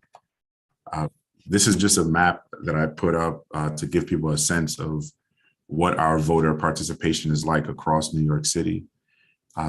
The lighter shaded areas are the areas that have the least voter turnout. This is looking at last year's city election and how the turnout differentiated between different neighborhoods. So you can see almost throughout most of the Bronx, it had very low turnout. East Harlem, parts of Brooklyn, Southeast Queens, also Queens in the Corona and Elmhurst area. looking at the South Brooklyn area, as well as parts of Ridgewood and the parts of borderline between Brooklyn and Queens. We had lower turnout. But I'll also point out, even the darker shaded areas only had up to 28% turnout, which is barely a quarter of people that were eligible to vote went and voted last year. So this is just to give you a sense of even the areas that have stronger turnout, it's still not very high in terms of our participation in our elections. And that's why we do go around and have these presentations and try to share this information so people can put the word out about the importance of voting and what people need to know to be able to participate. A lot of times it's just a knowledge gap. People don't know that there's an election happening. They don't know what they're voting for, who they're voting for, when they're voting. So we just try to get that information out there so we can close these gaps and increase this participation. These are the offices that will be on the ballot in 2022. So as I mentioned, at the federal level, the Senate and the House. New York does have one senator that's up for election. The incumbent is Chuck Schumer. He doesn't face a primary opponent, but there will be a contest in November. At the House, New York has had 27 seats after redistricting. Now that number is 26 throughout the state. The seat that was lost came from upstate. So New York City has approximately the same number of congressional representatives. And then the rest are at state and judicial offices. So from the governor, lieutenant governor, attorney general, comptroller, state senate, assembly, and then some judicial offices as well. I just want to note, and I'll talk about it in a second, two of the offices that were going to get their primary election in June have now been moved to August. That is the Congress and the state senate for New York. There was a court ruling that after redistricting, the lines that they drew, every 10 years we redraw the lines for these districts based on where the population lives and how people are moving, which areas are growing. So those lines, the way that they were drawn, the New York State Court of Appeals said that they were no good. They had to be redrawn. The timeline was too short. So now we have a second primary election in August for Congress and state senate. Those are two very important offices. So it's just as important that we remember we have to go back and vote in August for those offices. And I'm going to share the dates and all the information about that in just a minute. But just be aware, we will have a second primary in August, and people need to know about that and go out and vote. We used to have two different primary dates, 5 years ago and before, if you remember. We used to have the federal in June, and then all the state would be in September. The issue, August, a lot of people might be away, they might be traveling, so we want to make sure that people, get their voting in during early voting, or if they need to request an absentee ballot or what have you, that they're able to vote in August. This is just an overview, just the Senate, just a reminder. At the federal level, the Senate, there are 100 of those seats. 1/3 of the seats are up every 2 years. So, each state has 2 of these senators. One of the senators, as I mentioned, Chuck Schumer, is up for election this year. Does not have a primary, but will be up for election in November. And then the House of Representatives, I also spoke a little bit about. At the state, I also mentioned some of these offices as well. The governor is our chief executive officer. The lieutenant governor is the second highest ranking. The current governor was the lieutenant governor. I'm sure you all read about that news. So when you talk about lieutenant governor, we often say, well, what is the point of this office? Well, one of the main functions of that office is to serve as a second in the line of succession. So we now have someone who was lieutenant governor that then became governor after that person resigned. And then the attorney general is our chief legal officer as well. Currently, that is Letitia James. I want to share some specific tool that we have on our website. The website is nycvotes.org.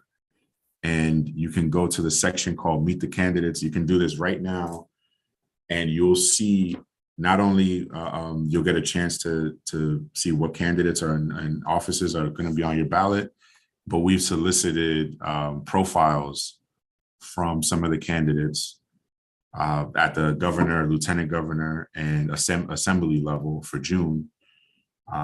Since it's a state election, we can't mandate that they provide that, but we did get about approximately half of candidates were willing to submit voluntarily a profile. And so we got a statement from them. What is their experience? What are their top issues? As well as their social media, website, where you can go for more information. We just try to put together a profile to give people a sense, who is this person that's running for state assembly or for governor, and why should I support them, or why should I not, or what do I need to know about them? So that's on our website. I'll share the link at the end of the presentation. And I'll pause. I think there's one hand that's up. Okay, Francis, you would like to ask a question? I'll wait till after the presentation. All right. Thank you. Okay, thank you. And I did see somebody correct. It is not just governor, it was governor and many others. All the other officers I mentioned. I'm just going to cover the different ways that you can vote and everything you need to know. So just take a minute. But as far as registering to vote, the deadline for this June primary did pass to register. You have to be a U.S. citizen to register to vote. You have to, if you're 16 or 17 years old, you can pre-register. So that might be a lot of your high school students are eligible to pre-register at 16 and 17. And then once they turn 18, their registration is then finalized, and then they're able to vote officially once they turn 18, and any election after they turn 18.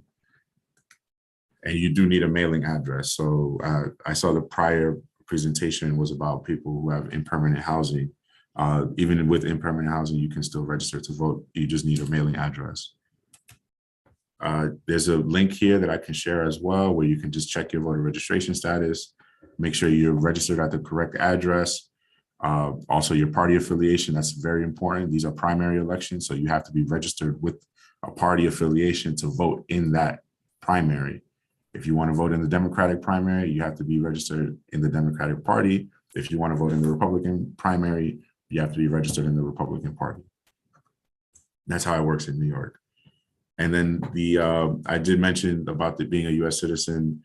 There was a recent law passed that will take effect next year for local elections, for city elections, for people who have legal residency in New York, to be able to vote at the local level for city council, mayor, and the other city officers. Just a couple of notes for people with special circumstances. If you're formerly incarcerated or you're currently detained, you can still register and vote. People who are even detained within jail or awaiting trial do not lose their right to vote. You only lose your right to vote if you're convicted and currently serving time in prison for a felony. So once your time is served and you're released, including on parole, you do have your right to vote, and you can re-register at that point. If you're a survivor of domestic violence, you can seal your voting record. A good organization to reach out is Safe Horizon to help you with that. And individuals that have an impermanent address, as I mentioned, they can register with a shelter, a school, address of a friend or relative, or another location.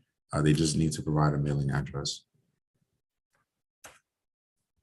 There's 3 different ways that you can vote in any of the elections now in New York. We've opened this up a lot. This was very, very different just a couple of years ago. There's been a lot of changes now and that folks should be aware of.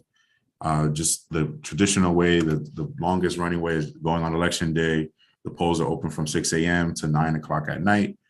New York has some of the longest voting hours in the country, which is great.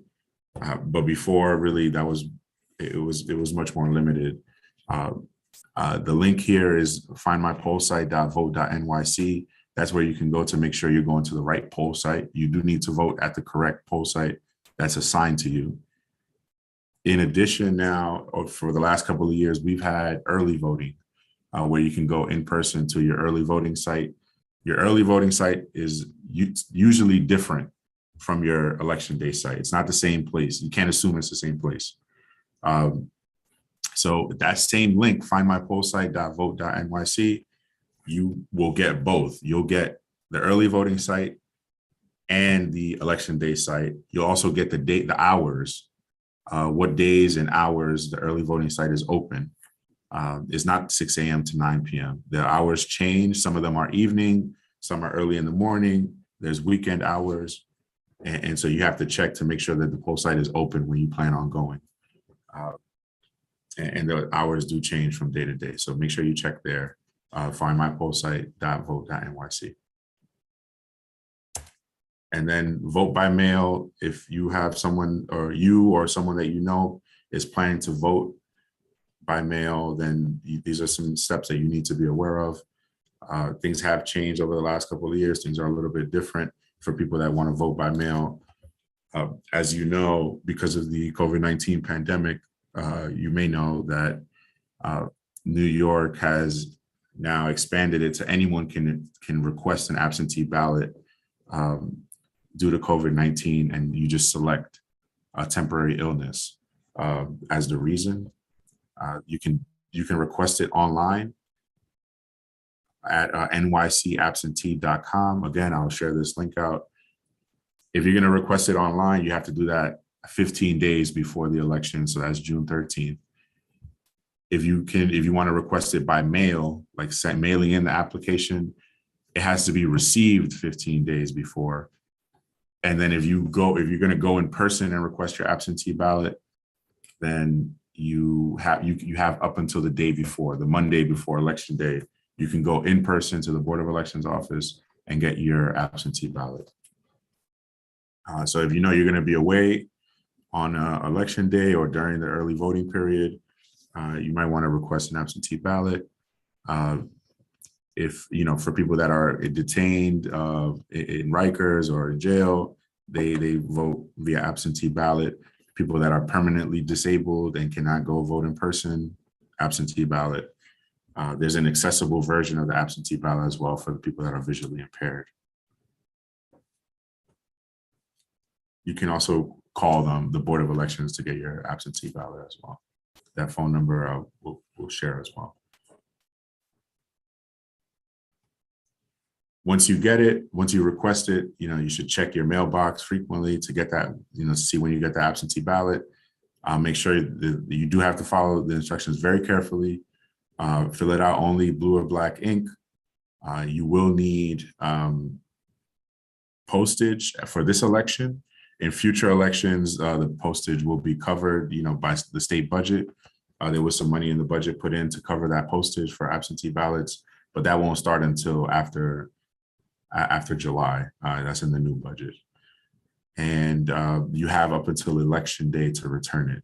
You can turn it in the mail, and it has to be postmarked by election day, or you can take it to the Board of Elections office, or you can take it to any poll site.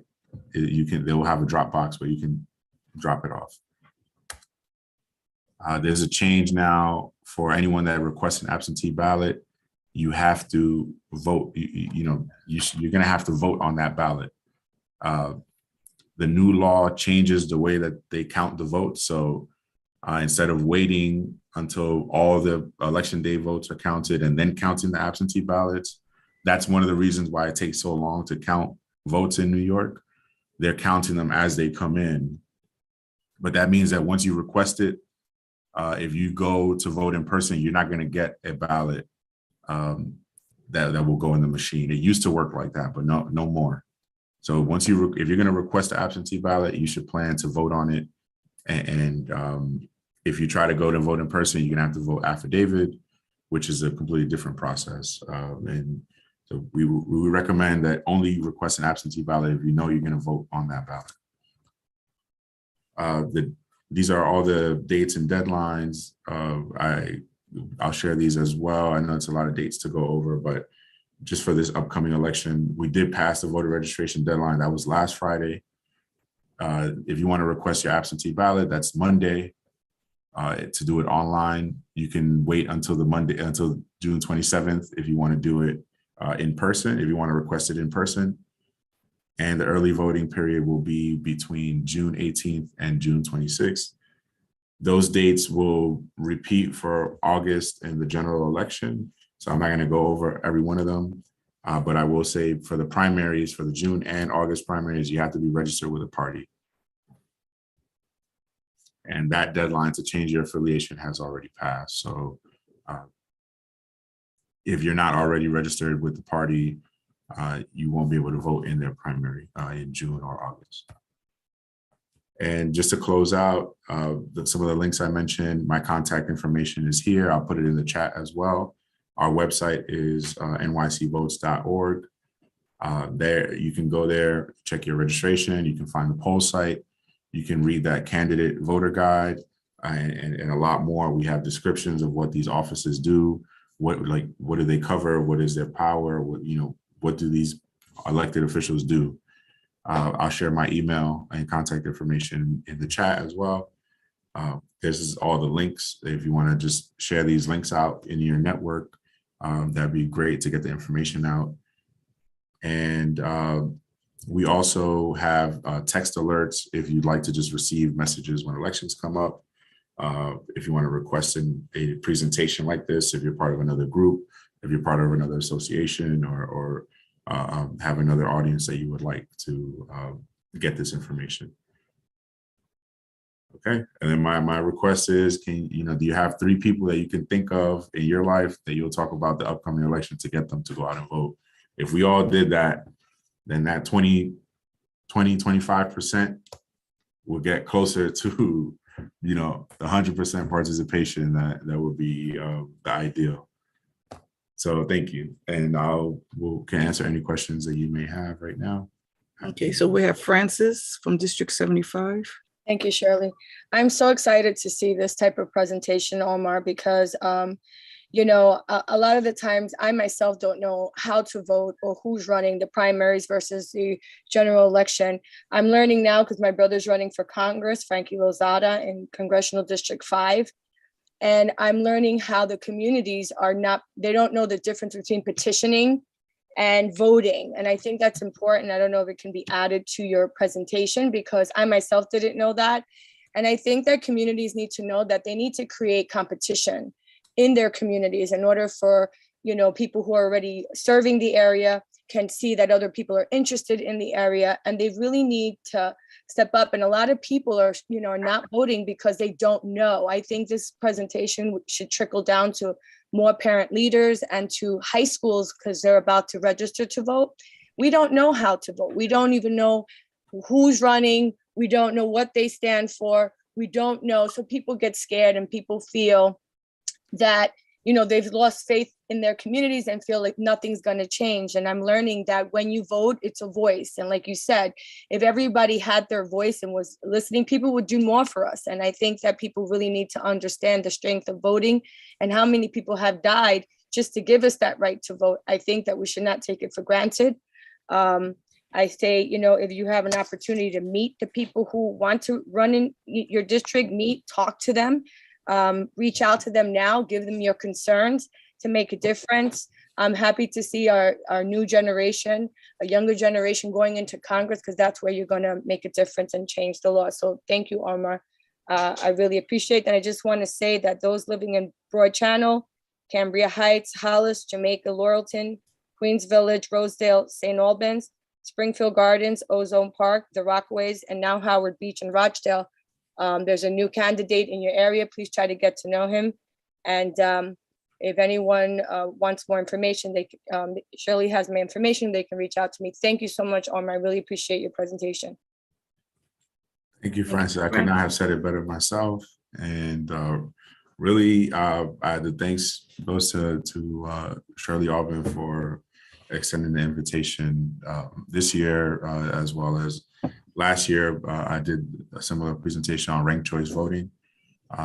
This year we don't have that, but I'll be back, to give I'm happy to come and do other presentations like this and in other settings as well. And and invite my colleagues as well. I have, we're a relatively small team of just 4 right now, and there's like 4.5 million registered voters. So the ratio is a little bit off, but we do the best that we can, and we love coming to these kinds of settings and spaces to just share the information and get the word out. So thank you for those comments. So we have Brooklyn High Schools, Ms. Green. Hi, thank you for your presentation. Your presentation also reinforces a point that the CPAC High School Committee has been saying for a while.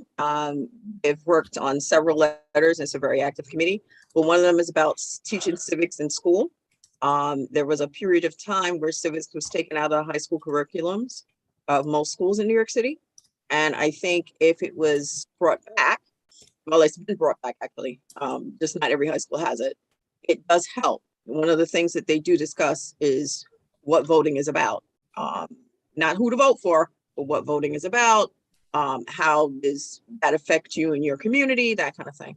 So I do agree that this presentation is more than necessary, and hopefully it will be presented again to more parent leaders and to just people in general, so that they can understand, who's responsible for what, and why are we voting, and why should you care to vote? So thank you, thank you, thank you. And hopefully we'll see you again. Thank you. So I'm going to add that, the New York City Vote do have a website. They do have mailings, and they did, I don't know if it's continued or more can answer, but they did have this presentation for the general public and for the communities, for all those who are aware, if they sign up for the email or visit the website. They did have a few for each communities, and invited people to invite for conversation. So I hope everybody takes Omar's email address, and he can share it with his team. He has spoken to some high schools already and some presidents' councils. So hopefully from this platform, more invitation to speak to a crowd will be more forthwith. So again, we'd like to thank Omar. I don't know if you want to have any more to add to that, Omar, but we'll thank you for taking the time out this morning to be with us. Thank you so much for having me. I also just added the link for our upcoming events calendar. We have some that are public, and that if you have someone that needs to should get this information, you can send them to one of our upcoming public workshops and other events. And we do also outreach, get out the vote outreach. We do remote text banks where people can join us. If you have volunteers or people that maybe young people, we have a lot of high school students who come in to get community service hours as well. And they do get out the vote. It's remote and it's nonpartisan. It's on Saturdays, and we'll be doing them for the next 3 Saturdays from 12 to 4 p.m. And we just we remind voters and about the upcoming election and have conversations. So that information is in the events calendar as well. So I invite you all to take a look. But thank you and have a great rest of your day, everyone. Bye. Bye, Omar. So at this time, we're going to introduce Elba Arango and Sonia Rueda. We're going to talk about drugs in our youth and raising awareness. Ms. Elba and Ms. Sonia Rueda, you have the floor. Good morning. Wow, this is, it's always an honor to be here to speak with you. Elba, you want to start sharing your slide? Perfect. So, okay, great. All right, so good morning. Many of you know me as a family leadership coordinator, right, that works with parent leaders. But today I'm not here representing the Department of Education in and of itself. It'll still have similarities in terms of advocacy, but oh, your notes are showing? Oh, while we deal with those technical issues, I'm here to talk to you as a licensed social worker. I've been working with families, communities for many years.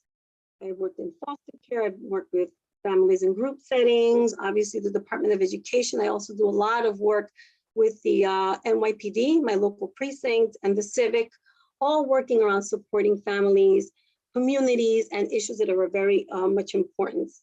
I do want to make a disclaimer. We are not here representing our agencies. We're here as two professionals that love the work that we do, that our minds met in terms of looking at drugs from social science, right, mental health, and from the science perspective. And so I'm actually very excited because my co-presenter today happens to be my sister, Alba Arango. So I'm gonna let her introduce herself.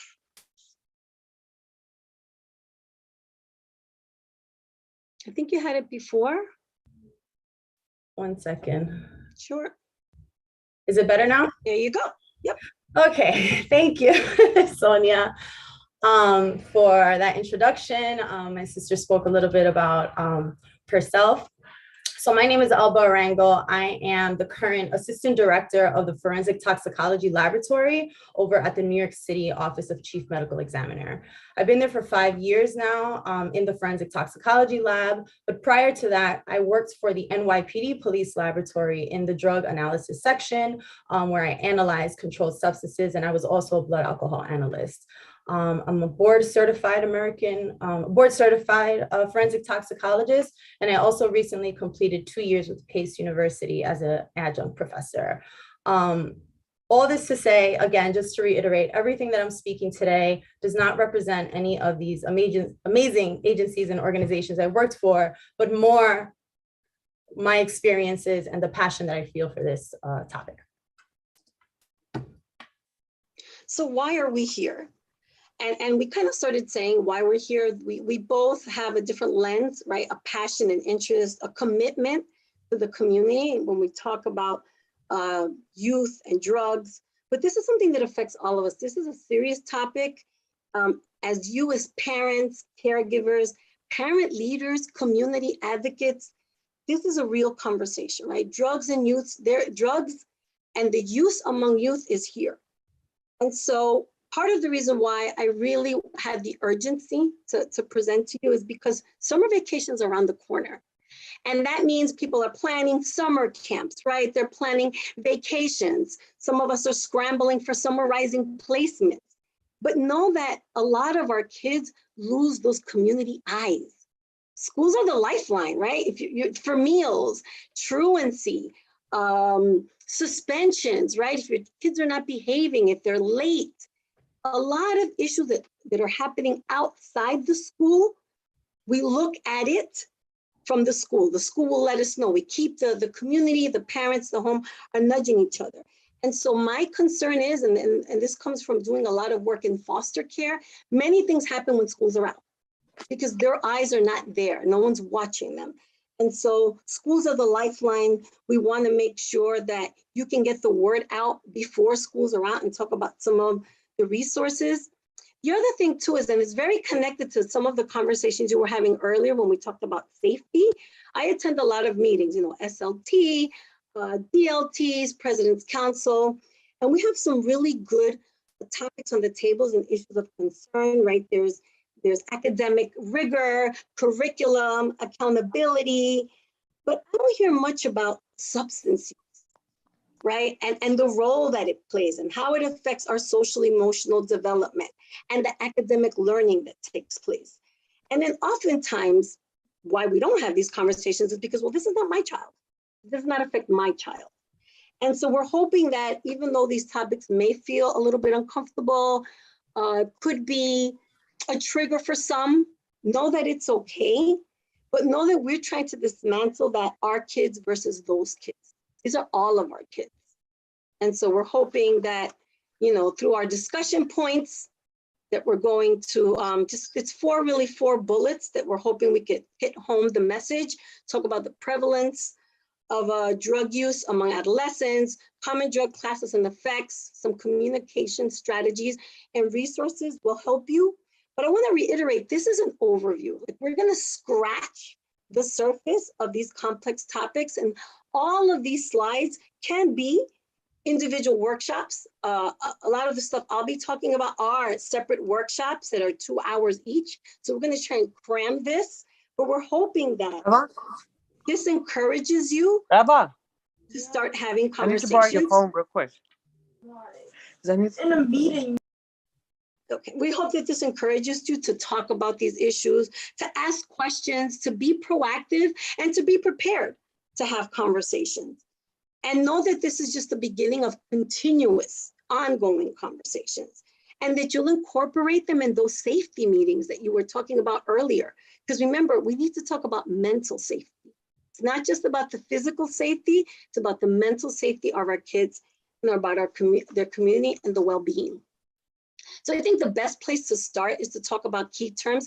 And again, many of you may have heard some of this information, maybe all of it, but I think a refresher is always good. So we put it back at the forefront of our minds. When we talk about substance use, it refers to episodes of substance use rather than ongoing habitual pattern. Like if you had you smoked a joint, that's a substance use. It's different from a substance use disorder in the sense that this is diagnosable. It's a disease that affects a person's brain, a behavior, the inability to control themselves, whether it's using legal or illegal drugs or medication. And there's always this intense focus on using substances to the point where there's no ability to function, right? And you're impaired. And I think one of the key things here is that people keep using the substance, even when they know it's causing or will cause problems. And we're going to talk about, right, mild to severe, but know that if you leave with any of the messages that we're going to talk to you today is that recovery is possible. It is possible, regardless of severity. And so we'll talk a little bit later about stigma, but that's a big issue, right? We're hoping that you come into this open-minded. Okay, so now we'll enter a little bit more of my arena of toxicology and chemistry. So when a drug is used over a long period of time and a lot of it, your body starts to develop tolerance. What this means is that the same dose or the same amount of drug won't give you the desired effect or the high. So you use more and more to try to get that same feeling. Over time, your body adjusts to the drug and you become physically dependent. In this state, if the drug is abruptly removed, if you've heard the term of people trying to stop cold turkey, you have very strong and unpleasant symptoms, and those are known as withdrawal symptoms.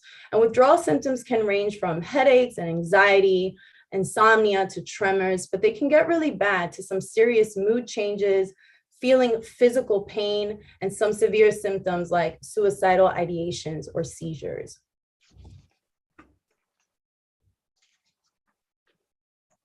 So we also should talk about what the stages of substance abuse look like. And if you Google stages of substance abuse, you're going to see, a few more, a few less, but this is like the general idea. And again, we just want to give you the general idea. So first use is that, trying the substance. And in some places, if you Google, it'll be experimentation, right? Kind of try something, you used it, maybe you like it, maybe you don't, maybe it had an effect on you that you may want to continue using it, which leads us to the regular use. Now we're displaying a pattern of use. And this could be anything. And Elba will be talking about the different types of substances, but it could be alcohol, right? It could be an occasional social drinking to now I'm gonna have 2 or 3 drinks every other day, every night. Then you have that risky use. And this is where now the use of substances, you're gonna start exhibiting dangerous behavior. You're gonna drink and drive. You're going to use and illicit substance abuse and you're just going to go out to a party and it doesn't matter who you leave with, right? So that's when now you're thinking about you're doing this and there's risky behavior involved. When you have dependency now, as Elba just mentioned, the tolerance develops and now you need to increase the amount that's needed so you can feel that sensation, so that you can feel good, or that numbing, or whatever it is that you feel when you're using, now it becomes a dependency. And then when you're at that substance use disorder, this is when individuals cannot function in their daily lives unless they have their substance of choice.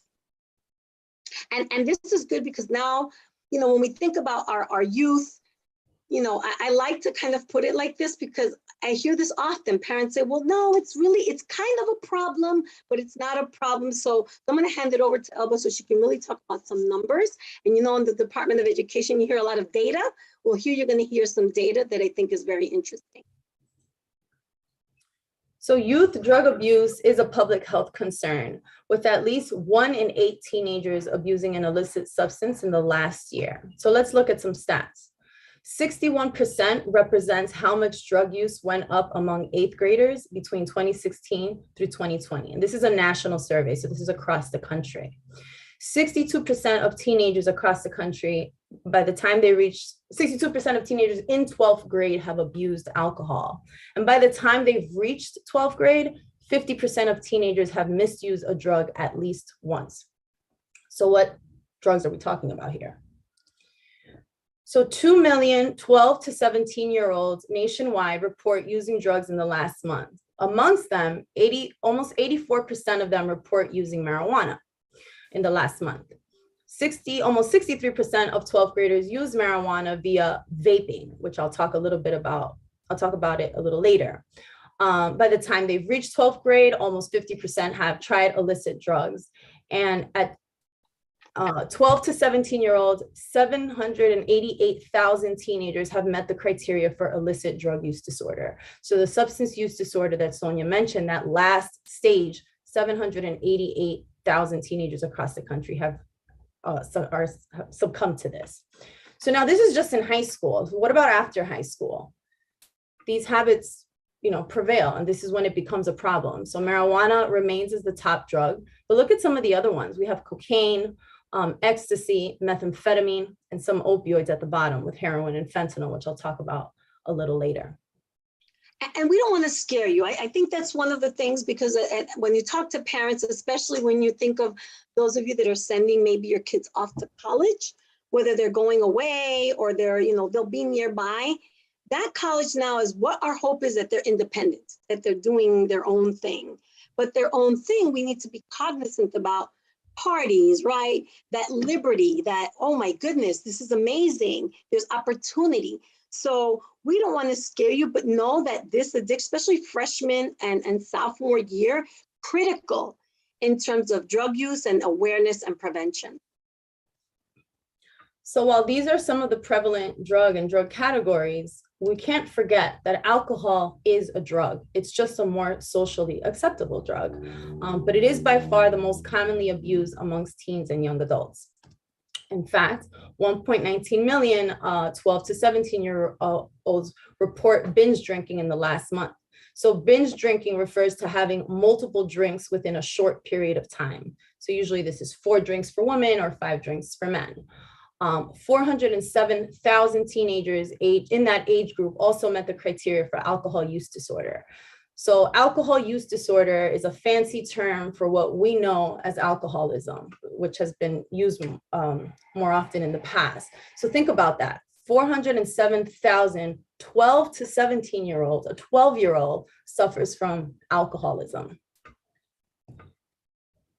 Early drug abuse correlates with substance abuse problems later in life, and the most significant increases in destructive behavior appear to take place among older teens and young adults. So this can be some of the disorders we talked about, other mental health conditions, drunk driving and drug driving is a problem, and it's definitely destructive, not just for their lives, but the lives that they affect around them. But a big one that I want to talk about is overdosing. So overdosing is perhaps one of, you've hit I want to say rock bottom, but if you don't die, you can come back from it. So that's why you can recover. But who exactly is overdosing? Everybody. So it doesn't matter your age. Overdoses run across the gamut of various ages, all races, all genders, economic status, all educational levels. Doesn't matter your political or religious affiliations. Right now, the state that we're in this country, it is impacting everyone. No one is exempt when it comes to succumbing to an overdose, not even our kids. So again, from the National Center for Drug Abuse Statistics, this is just a visual to show the increase over the last 20 years in overdose deaths. So an overdose doesn't necessarily mean you die, but the figures that I'm talking about in the slide before, I'm referring to overdose deaths. So that the bar in the color green represents opioid deaths.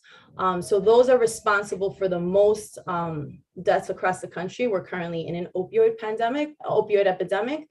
But what's really startling is that they increased by 500% since 1999, just in this age category, 15 to 24-year-olds.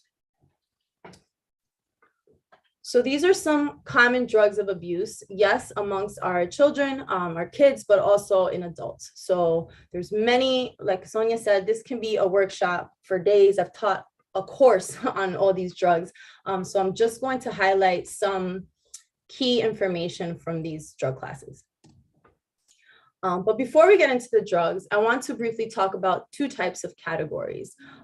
There are more, but for purposes of this presentation, I'll just touch on these two. And they are central nervous system depressants and central nervous system stimulants. So our central nervous system, or CNS, relates to the brain and all its inner workings. There's so much going on in our brain. It's like the master computer that operates everything our body does, from thinking to feeling to breathing to walking. So depressants generally slow down the central nervous system. And these are some of the effects associated with them. There are many more, but this is just to give you kind of an idea of what depressants do in the body. Stimulants do the opposite, and they speed up the central nervous system. You can see that some of these effects may not be pleasant, right? Slow breathing, loss of coordination, paranoia. Who wants to feel paranoid? But nevertheless, irrespective of the drug category, users will turn to their drug of choice because ultimately it makes them feel good in some fashion. And that euphoric state releases all those feel-good chemicals in the brain, and it blocks all sense of pain. But pain is physical pain, and pain is also subjective. Drug use is very appealing to those that do not want to confront the stressors in their life. So they use drugs to cope with whatever they're dealing with. So the first drug I will talk about today is alcohol. So it is a CNS depressant. I'm just going to describe the various symptoms associated with a drinking session. So there's other long-term consequences with alcohol, liver disease, liver cancer, but I'm just going to focus on the effects that happen as you're drinking. So in small doses, it might feel like a stimulant. It makes you feel good, it makes you more sociable, and it makes you less shy. But this is because it decreases your inhibitions. Your guard is let down. As more drinks are consumed and more alcohol goes to the brain, the depressant effects are enhanced from a euphoric or excited state to one of confusion. So these are some of the effects. Let's look at the ones that impair driving skills. You have incoordination, you have increased reaction time. So if you're driving and a little kid darts across the street, your brain to process, oh, something's in the way, I need to hit the brake. There's a delay in that response time, and there's a delay in that reaction. And that's where accidents happen. So we start seeing drowsiness, visual disturbances. And as drinking progresses, we start seeing some of the symptoms associated with alcohol poisoning, which is frequent on college campuses. So you're unable to stand, incontinence, and even unconsciousness. If left untreated or continued drinking, ultimately, the ultimate consequence is death from respiratory arrest. Sonia? No, sorry, I'm just having a problem unmuting. And when you think about alcohol, and we're going to talk a little bit more about it when we have a conversation about how you speak to your children and youth, is this socially acceptable, right? So how do you have a conversation when your kids are watching you have a glass of wine? And we're not saying that you can't. I'm just looking at it from a child's perspective. When you're having these conversations, know that alcohol being socially acceptable is a big challenge, right? And that's why it's difficult to have these conversations. So the next drug I'll talk about is marijuana. So just a disclaimer, I'm not here to discuss the legalization of marijuana or take any sides of the matter, recreational use versus medicinal use. I'm just here to give the facts on some of the effects it can have on our kids and some of the negative effects. So marijuana comes from the cannabis plant. Delta-9 THC, or Delta-9 tetrahydrocannabinol, THC for short, is the primary active component in marijuana. And it's the THC that gives that desired high. What I don't have listed here is CBD, or cannabidiol. Maybe some of you are familiar with it. You've seen it around. There's actually increased use of it for medicinal properties, for insomnia and anti-anxiety. CBD does not give you the high that THC does. It is not psychoactive. So they're very different. And I'm highlighting that for a reason that I'll explain in a bit. Marijuana doesn't quite fit into the depressant or stimulant category that I have mentioned earlier. It kind of has a little bit of both, depending how much is consumed. It can be administered primarily smoked, vaped, which has been increasing in popularity, but also it can be taken orally as edibles. So edibles used to be brownies and cookies, and they still are, but now edibles look like this too, and they're more attractive for our kids. Those cookies are my favorite, the chewy chocolate chip cookies, and here they are camouflaged with THC. And I just want to say, Alba, I know that if you're a parent, right, and you're walking, like you're darting and not actually looking bag by bag at a treat, you can just walk right by it, right? You can walk right by it because it looks like everyday candy and snacks that you're buying at your local store.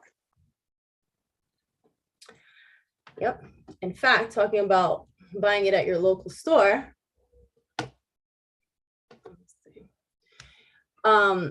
this is actually a recent news story. If you look at the date, it's May 28, 2022, where an employee from an exotic smoke shop in Nassau County sold these edibles, these particular chocolates, to a 12 and 13-year-old boy who both overdosed. They didn't overdose and die, but they overdosed and got severely sick. So the problem with these edibles is that when they're ingested orally, it takes a longer time to feel the high versus when it's smoked. So perhaps a young user, a naive user, they don't really know, they might take 2 pieces of chocolate and say, I'm not feeling anything. So then they take 2 more, not knowing that an hour later, they're gonna feel the punch from this. That's important to know. So I just want to mention here that this slide is not my slide. It's actually from the ABFT certification prep course that I took. But I like it because it's a really good snapshot of the various effects of marijuana. So note the psychomotor effects, that they're very similar to alcohol. So when THC and alcohol are taken together, there is a severe impairment. But I do want to highlight the cognitive effects. So cognitive relates to conscious intellectual activity. It means, the ability to think, reason, remember. And it was previously believed that the brain was fully developed by 18 to 20 years old, but now it's clear that the brain does not fully develop into the late 20s. So think about a teenager that is, using marijuana frequently. The earlier the marijuana use, the greater the effects on the developing brain. So teens who engage in heavy use show changes in brain functioning, issues with short-term memory, and reduced learning abilities. Another effect I want to highlight is the dysphoria. So dysphoria is a state of unease or general dissatisfaction with life. So this can play a role in lack of motivation and lack of focus. And we definitely want our kids to be motivated and focused and thinking about their future, especially at that age. And some of you have attended when I've done the workshop on adolescence and parenting adolescents. And what do we talk about? The developmental stages of teenagers. They already go through self-esteem, right? Mood swings, but now we're adding the use of marijuana. And how does that play into that? And that'll be true for all the drugs, but for this one in particular, when you think about the cognitive effects, and what does this look like in a classroom for a student when they're sitting there, right? And I remember going to school, oh, look at that, he's high or she's high, look at that pothead, or, they're falling asleep in class. And then how are we responding to that? I think it's very, very important when we think about developmental, the brain development, social emotional development, and how it plays out and supporting in the classroom. Again, not my slide. This is from the prep course, but this is a really good one that shows the difference between synthetic cannabinoids and THC. So THC comes from the plant, right? That's the natural cannabinoid. But there's also been an increase in the market of synthetic cannabinoids. So these are man-made, they're not from a plant, but they're marketed as being legal because they're not listed in the drug laws. So they're referred to as K2 or spice. They share the same effects as THC, but they're much more intense. The effects are much stronger, as illustrated here. So sometimes a user of THC can be exposed to this unknowingly if they turn to vape pens. So there has been instances where these synthetic cannabinoids, synthetic marijuana has been found in vape pens and edible products unknown to the user. So vaping. Vaping is essentially smoking from an electronic cigarette. It's the novel way to smoke a cigarette nowadays. So it does contain nicotine. So I know I'm talking about some of the harder drugs here today, but nicotine is still very highly addictive, and it can also harm brain development. Vaping pens also have THC oils, CBD oils, but what else is in it? So there's many other metals, cancer-causing agents, and chemicals that are known to play a role in lung injury and potentially cancer. So some of these are everyday chemicals that have been used in other products. So say like body lotion or greasing that goes in your car. But these are products that have been tested for those uses. It's never been tested for exposure to your lungs in such an intimate level, like inhaling it into your lungs on a frequent basis. So this is where it can get dangerous. Does anyone recall, I don't have the screen, so Sonia, you can let me know if anyone says anything. Does anyone recall the second drug listed after marijuana in the slide earlier where I said, where I mentioned the drugs used in college? Let's see, put it in the chat. This way we'll see who's awake, a little nudge. Do you remember what the drug was? You can put it in the chat. I'm gonna give it a second and see if anybody remembers and puts it in, or take a guess. Put those fingers, stretch those fingers out and put it in the chat. I don't know, but I think we're gonna have to just give them the answer. So the second drug, thank you. Wait, she said it. Shirley called it out. She said cocaine. Yeah. So that is the second, oh boy. That is the second drug that was popular in college. So it can be referred to as coke, blow, snow. It is a CNS stimulant. So think about the opposite effects of depressant. It is mostly used by snorting, and snorting actually rapidly delivers cocaine to the brain, and the effects appear almost immediately. Use can range from occasional use to repeated use, that binge use, that compulsive use, but overall, over these variety of patterns, there's no safe way to use cocaine. It still has its toxic effects. So on the left of this chart, you see some of the reward effects, the intense euphoria, the increased self-confidence, but the acute intoxication can lead to some cardiac effects. So you can have some serious heart conditions, even at a young age, by using cocaine. And then over time, chronic use can develop into hallucinations, paranoia, and being aggressive.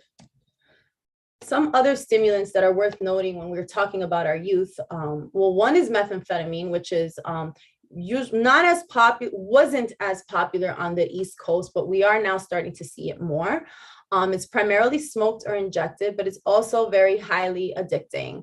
What I want to highlight here is the crash phase. And this is true for other stimulants as well, for cocaine as well.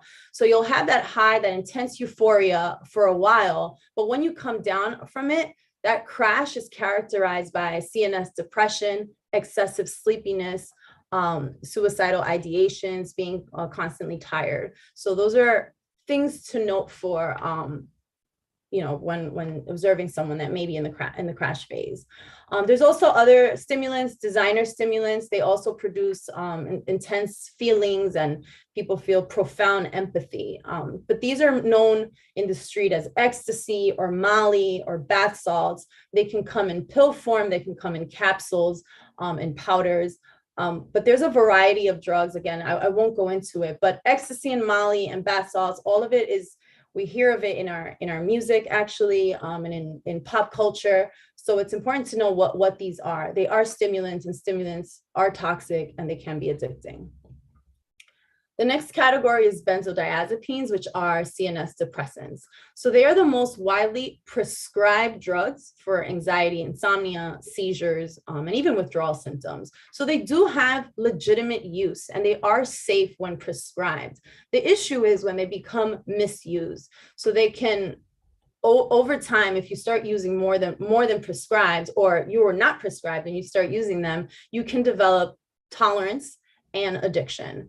So some slang terms: bars, benzos, blues, nerve pills, they're listed here. And actually in the bottom right-hand side corner is rapper Lil Xan, who's now, changed up his act. But when he came out into the industry, he pretty much was pushing the use of Xanax, which is a benzodiazepine.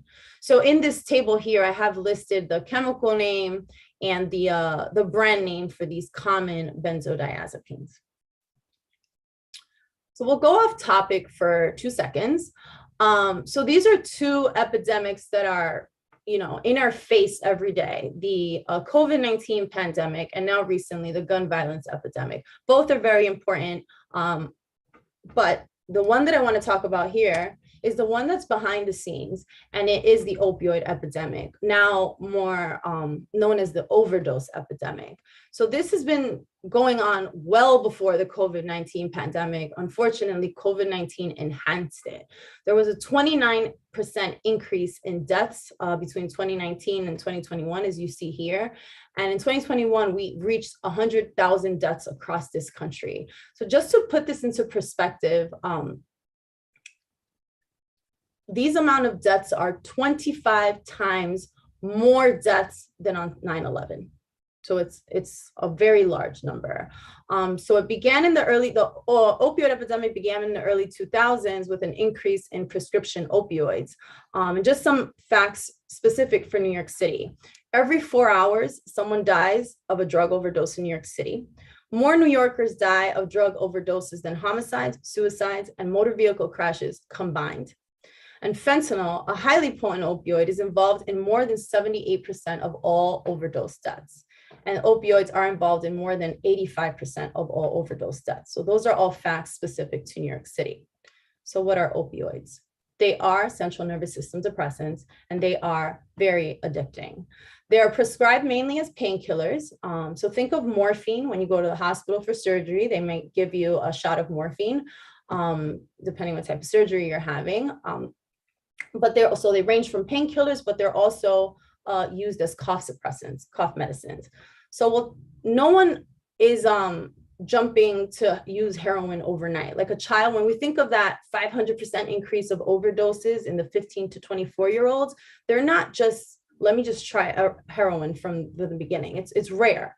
So I'm going to start with like codeine, which is just a cough medicine. However, it has been abused as a concoction of cough syrup, soda, and alcohol. So it's known as lean, scissor, Texas tea, because it's commonly used out there. And here I also have a picture of Lil Wayne, who's known to consume lean frequently. So codeine is a central nervous system depressant. It doesn't make it any less addicting. It has the same addicting properties. So next opioid of importance is oxycodone. So oxycodone are powerful painkillers.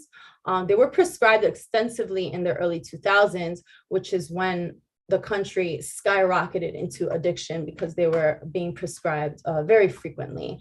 So normally they're taken as pills, but they have been sold illicitly, and people began crushing them and snorting them or injecting them. And that's how we came to be in this opioid epidemic. So once fully hooked to an opioid, tolerance is reached. Remember, people start seeking something bigger, something stronger, a greater high. So a lot of these oxycodone users then moved on to heroin. So heroin, just to put into perspective, I mentioned morphine being provided in a hospital setting. Heroin is 50 times more potent than morphine. With heroin use, the black market also started releasing a powerful synthetic opioid known as fentanyl. And there's a slew of other compounds that are structurally related to fentanyl. So fentanyl is 100 times more potent than morphine. So if you look at the image to the right, it's just a nice visual where to the left represents a fatal dose of heroin, and to the right represents a fatal dose of fentanyl. So it's so powerful that you need very little to kill you. So someone that uses opioids for a long time, say they've been using heroin, they've been taking oxycodone, if fentanyl is gradually mixed in with their heroin, it may not give them an overdose right away, but any slight increase can kill them because of how powerful that fentanyl is. But that's just fentanyl with opioids. But what's been more dangerous now is that we're seeing fentanyl in our powders. We're seeing fentanyl in the cocaine. We're seeing fentanyl in the pills, in the ecstasy, in the Molly. When you have these young kids going to a party thinking they're gonna pop a Molly and party all night, it has fentanyl in it. So it can pose a very serious risk. And remember, if these users are not used to taking these opioids, it will kill them. And fentanyl is killing New Yorkers in New York City at high numbers. It has been shown, it shows up in heroin, but also in cocaine and street pills. So street pills means that these pills are marketed as Xanax and these benzodiazepines, but these aren't the ones that are prescribed by the doctor. Someone is making them look like it and lacing it with fentanyl.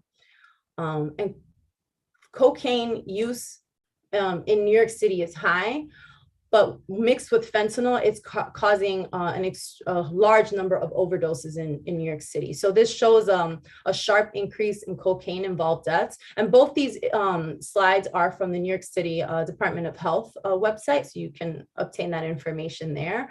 But the point is, if you look at this 2020 bar, this whole bar represents the number of cocaine deaths in New York City, cocaine-involved deaths. But the green represents how much of it actually had an opioid present. So it is a serious problem. So these are just some stats. The rate of overdose death among male New Yorkers is 4 times as high as that of female New Yorkers. And Black New Yorkers have had the highest rate of overdose deaths. So even though we've seen increases in the other communities, Latino, white, and Asian, Latinos and whites, the rate of Black New Yorkers succumbing to an overdose is extremely high. Wow, that's a lot of information. And if you really process that, where do we go next from here? And my area now is having those conversations as parents, right? As caregivers. Given the information that we just heard, we need to. It urges us to have real conversations with our children, with our teenagers, with our young adults, because guess what? As you just saw, social media is having conversations with them. Their peers are having conversations with them, and it's not going in the route that we would hope for. So this has a big impact on us as our community. And so how does this affect our family? Well, we talked about side effects and withdrawals. As caregivers, we're the ones that have to deal with, right? What are the withdrawals? What are some of the bodily reactions, the physical reactions? Substance use has negative impacts in our relationships, financial hardships. We always talk about poor academic performance, right? Exposure to other drugs, stealing. Then we run away. But the one I really want to focus on, and again, I do a lot of these sessions independently, is talking about parental grief. The grieving, the pain that it causes us as parents if we're dealing with this situation, or even know someone that's dealing with this situation. It can be quite overwhelming. So let's talk about feelings and behaviors, because I think that's key. We need to know that thoughts, feelings, and behaviors are connected. And so what are some of the feelings? And I'm just going to give you like a quick, I want you to put in the chat, stay with me, tell us you're awake. You're interested in this. What are some of the feelings that come to mind when you think about substance use? Just feel free to put it in the chat. What are some of the feelings that come when you think about depression? Yes. Anybody else? Pills. Yep, as a use. What about feelings? How are you feeling? How do you think parents feel? How do you think students feel? Scared, yes. There's scared, frustration, there's guilt, there's shame, a loneliness. Absolutely. I think somebody raised their hand. Can we just mute them real quick? Francis, you can speak. I just wanted to say, I think it's also the mentality of people that anytime that we have a problem, they say, oh, just take a pill, like the depression pills.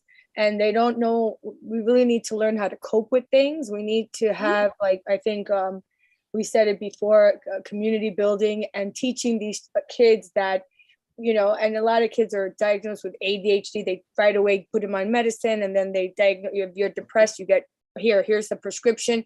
So we're being taught that when you are feeling anxiety, when you are feeling that, just here, take this pill. We need to change that mentality and help people cope with things. How do we cope with life? How do we cope with our problems? Sometimes our problems are not as bad as we think they are until we meet someone else who has worse problems. But I think that's the nature. Whenever I tell my mom, oh God, I feel down today, she goes, here, take this. I'm like, no, thank you. So that's this is what we're being taught. And I think that I was just wondering, because you said there's a 500% increase. Is that have to do with a lot of these kids already being medicated for their anxieties on top of the drug use?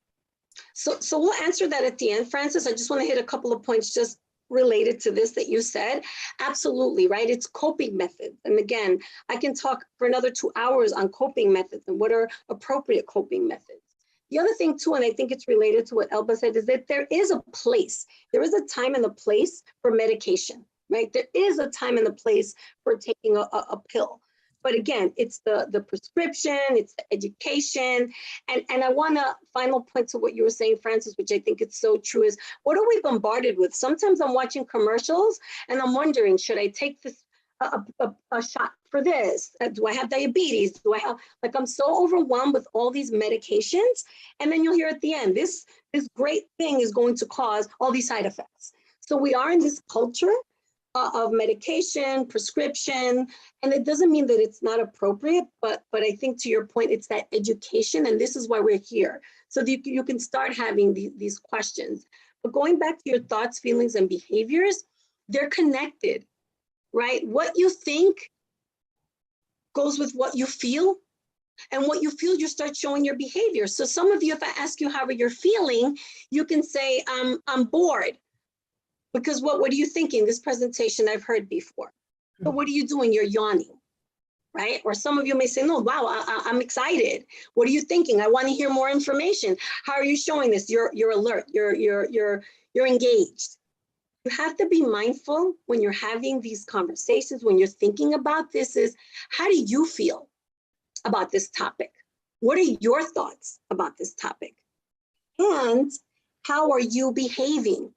And I think a key thing, it's not only your feelings, but the rest of your family, but also know that enabling is a big, big topic of conversation. You need to be mindful. I have this conversation often with caregivers, with loved ones.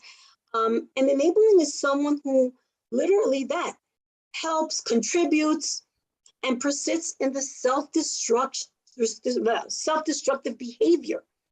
Right? You provide excuses, you're in denial. You know, it's okay if they smoke here in the house or, smoke weed or get high because at least they're home. I've heard that, right? I don't want them outside. It's okay if it's gonna happen here. But if the problem escalates, how are you then gonna have this conversation, right? You give them money, you just kind of give in. And again, no judgment here. Know that this is a topic of conversation because that is going to contribute. And so when we think about feelings and behaviors, I want to talk a little bit about loss. Loss when we talk about this topic, right? So grief is universal, right? It's not just about losing someone physically, right? Loss can be any types of losses. A financial, you lost your job, now you're grieving. You've lost your job, you've lost your wallet, you've lost your cell phone, you've lost somebody. And so we're gonna go over some of the stages. And again, if you look at it in the internet, they may add a few, they may take or add, but it's still gonna be overall the same. And the first one is denial. Again, that's really, really important. And this is where this doesn't exist. This is not happening. Again, I hear that often. Well, not in my house. No, you're mistaking. It's not my child. They just happen to be around all of these other kids, those kids, remember those kids, but it's not a problem in my house. Right? So you're not really even willing to think about that this is happening. And then there's that anger. I can't believe this happened. I can't believe that this is happening in my house with my child. And so you live and you sit with this anger. And I just want to say, if you look at the picture, it's circular. You can bounce from one stage to the other. Then you have that bargaining.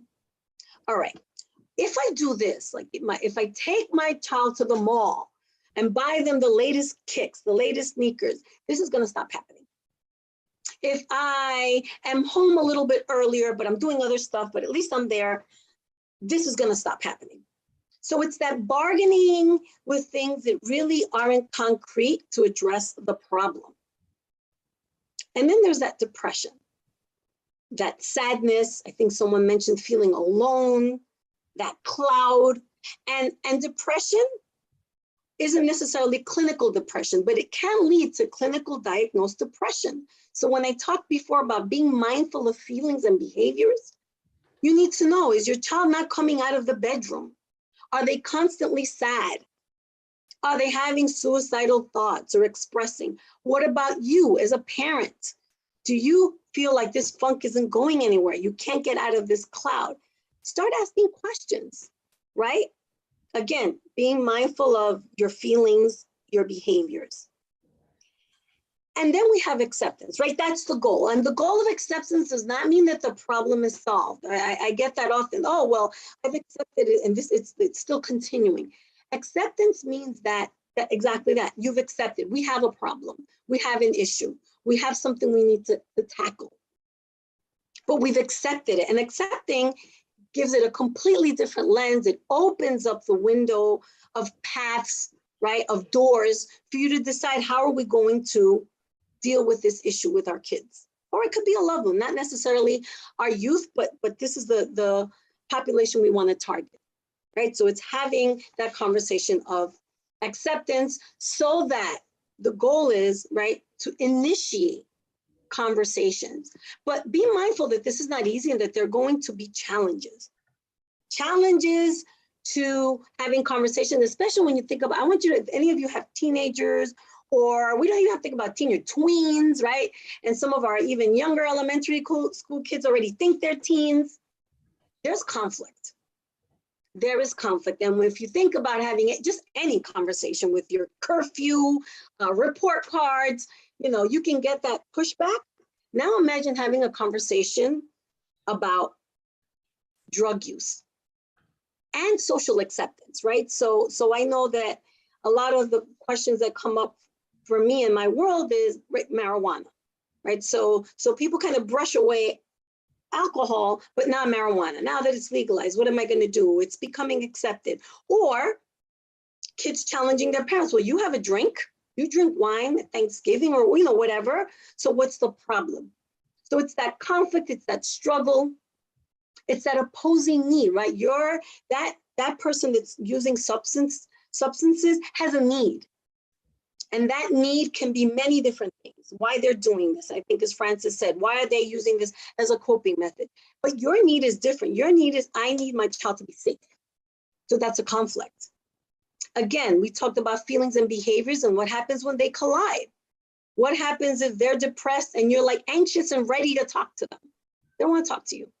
We're clashing, right? So be mindful of those behaviors and those feelings. And then one that it's kind of like my platform is the stigma, because I've offered this, and sometimes I've offered these workshops and no one comes.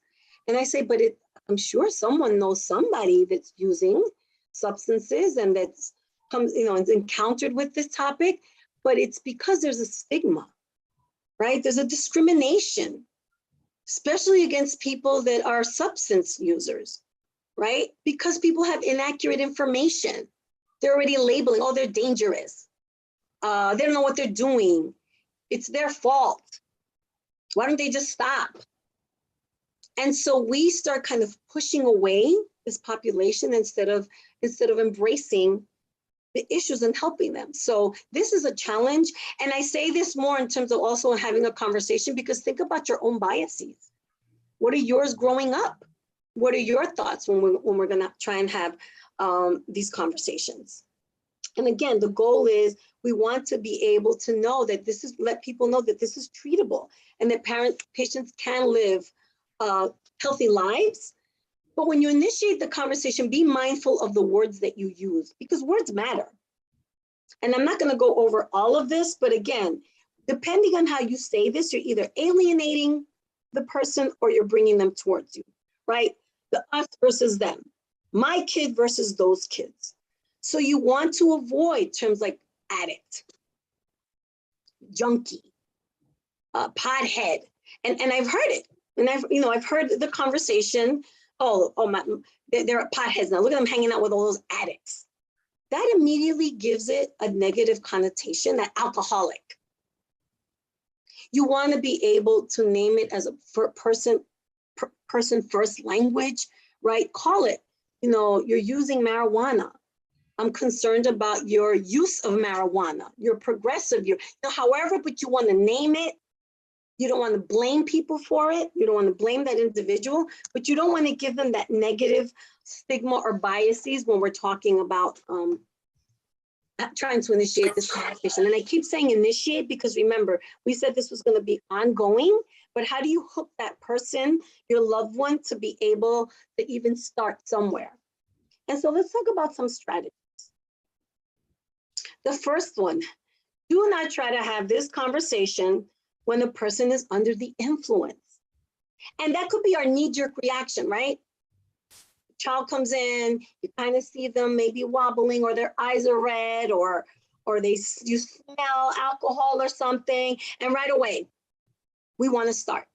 And oftentimes we start with the lecturing. They deny that, And so one, they're totally not receptive. If you recall some of the traits and things that Elba mentioned before, their brain is like totally not listening to you. Even when adolescents are not under any influences, they're already tuning us out. Now imagine when they're under the influence. And these are not in any particular order, but this one I wanted to start out because we want to have these conversations in the moment, and in the moment may not be the right moment. The next one is be present. When you're having these conversations with your children, with your young adults, with the community, with parents, if some of you are still having meetings or things in the summer, be present. You want to listen. You want to make sure there's eye contact. You want to make sure that you're not on your phone and your phone rings and you're kind of like moving away. You have to be present. Be empathetic, right? And when we talk about empathy, it's putting yourself in someone else's shoes.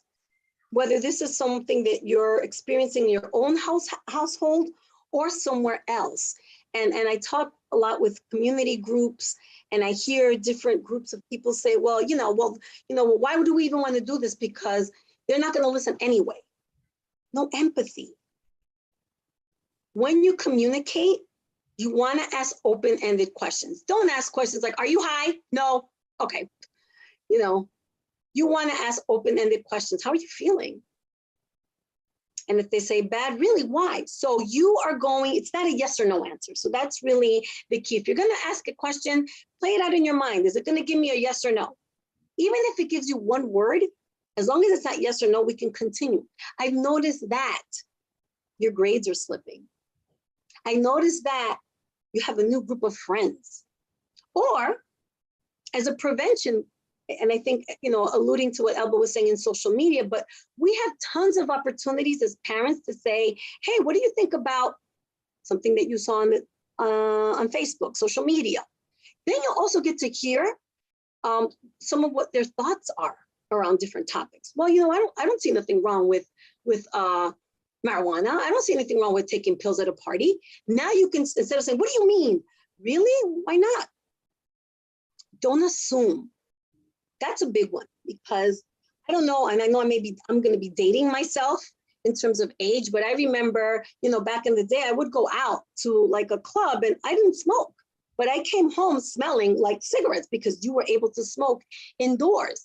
And imagine, oh, my mom would say, oh, you're smoking? You smell like smoke. Well, I can't go anywhere. I had to be in that atmosphere. But it's asking the question. So don't always assume, which goes to actively listening. Listen to understand. And that could be a hard one. And not just in this, but I talk about this in different other workshops and relationship topics, because sometimes we're biting our tongue, not because we want to hear what the other person's saying, it's because we're waiting. All right, hurry up, hurry up. Let me tell you, I have something to say. So you're not really listening. You want to avoid combative and scare tactics, right? You want to be able to not say something that's going to scare your teenagers, because guess what? It's almost like a threat to them, and they're going to see it as, oh, I'm going to prove them wrong, right? Because that's what teenagers tend to do as part of their independence. Let me prove the world wrong. Self-care, remember to take time to care for yourself. Take a break, take a breather, reach out to somebody, a friend, someone that you feel that maybe you can have this conversation with. Set clear expectations about what your rules are, what the expectations are about drug use, if this happens, conversations, consequences, but let your loved one know that you care about them. Importantly, seek professional help. You cannot do this on your own. You're no one here unless you're an actual expert. You need to seek professional help and share this information with others. And I'm not going to go through the next slide, all of it, but just a couple of things is focus on the behavior and not the individual. So if your child is locked up in their room, that's a behavior, right? If they're coming with their eyes red, if they're arguing, if they're slamming the door, that's the behavior you're going to look, not the individual. You're not going to shame them. Don't judge them. Try and stay calm, right? Try and stay calm when you talk to them. Remember, the words matter. Don't tell them to stop the behavior. Why don't you just stop using? Right, just stop using. And most likely what you're going to hear is, okay, I'll stop using. Are you happy? You know, and they may not say it to you, but in their head's like, okay. And then they're using again. And then just be mindful of your body language, your tone, right? When you're talking to them, you're not kind of rolling your eyes and saying things that are sarcastic and judgmental. You want to stay away from that.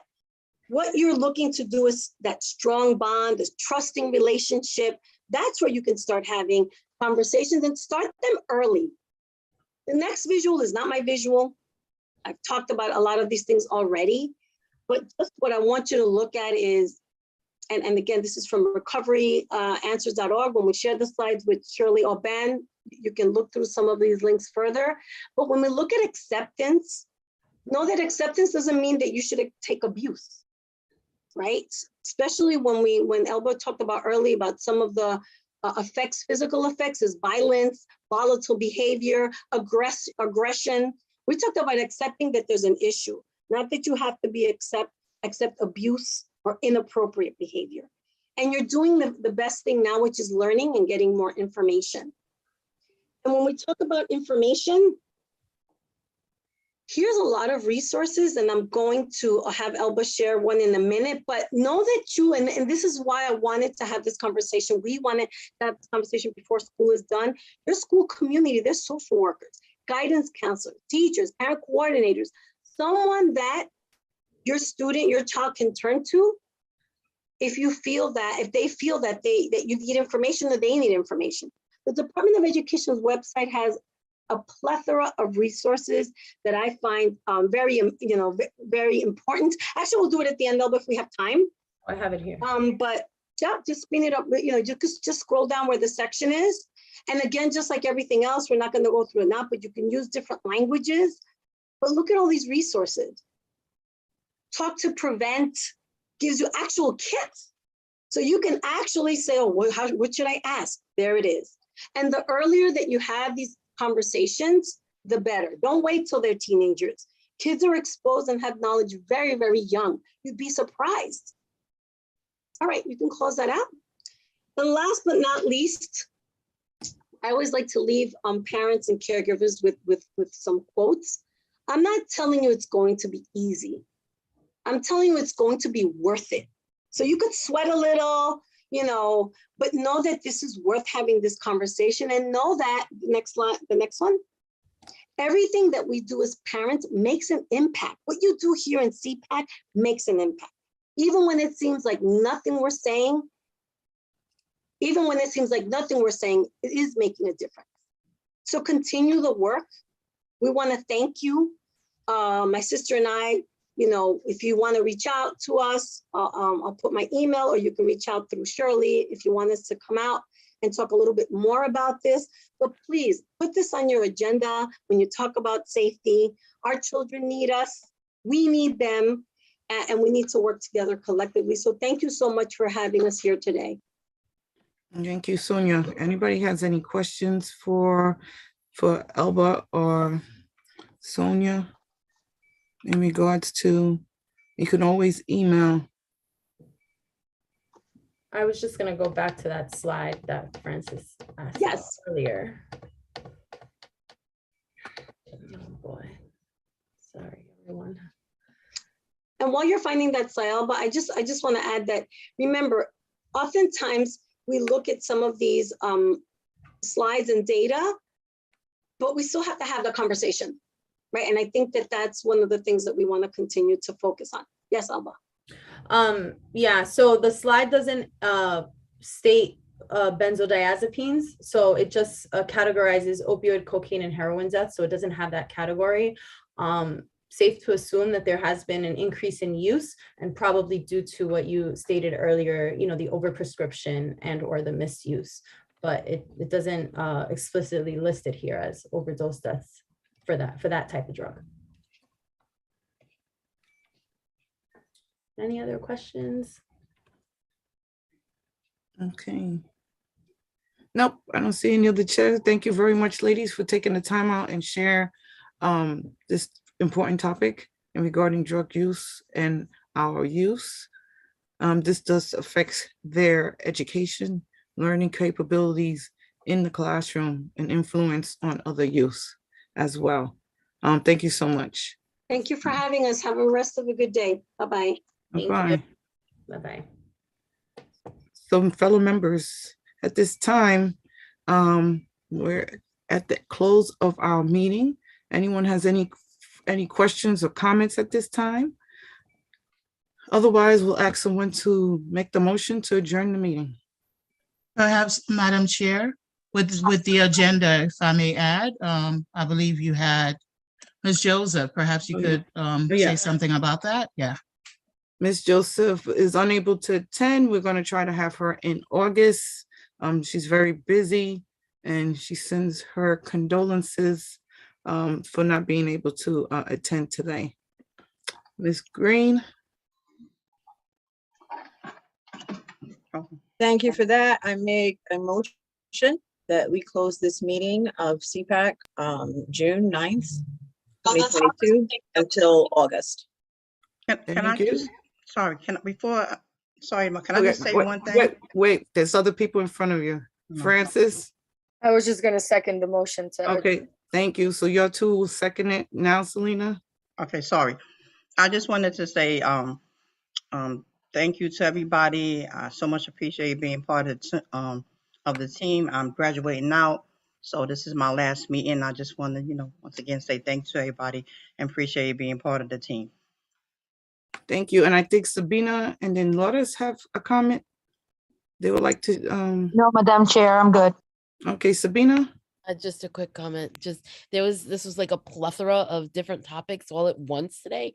And it would have really been great if we were able to, as a team, really have discussed the school safety a lot more than the allotted time, because the drug presentation was great, but it was extremely long and there was no discussion.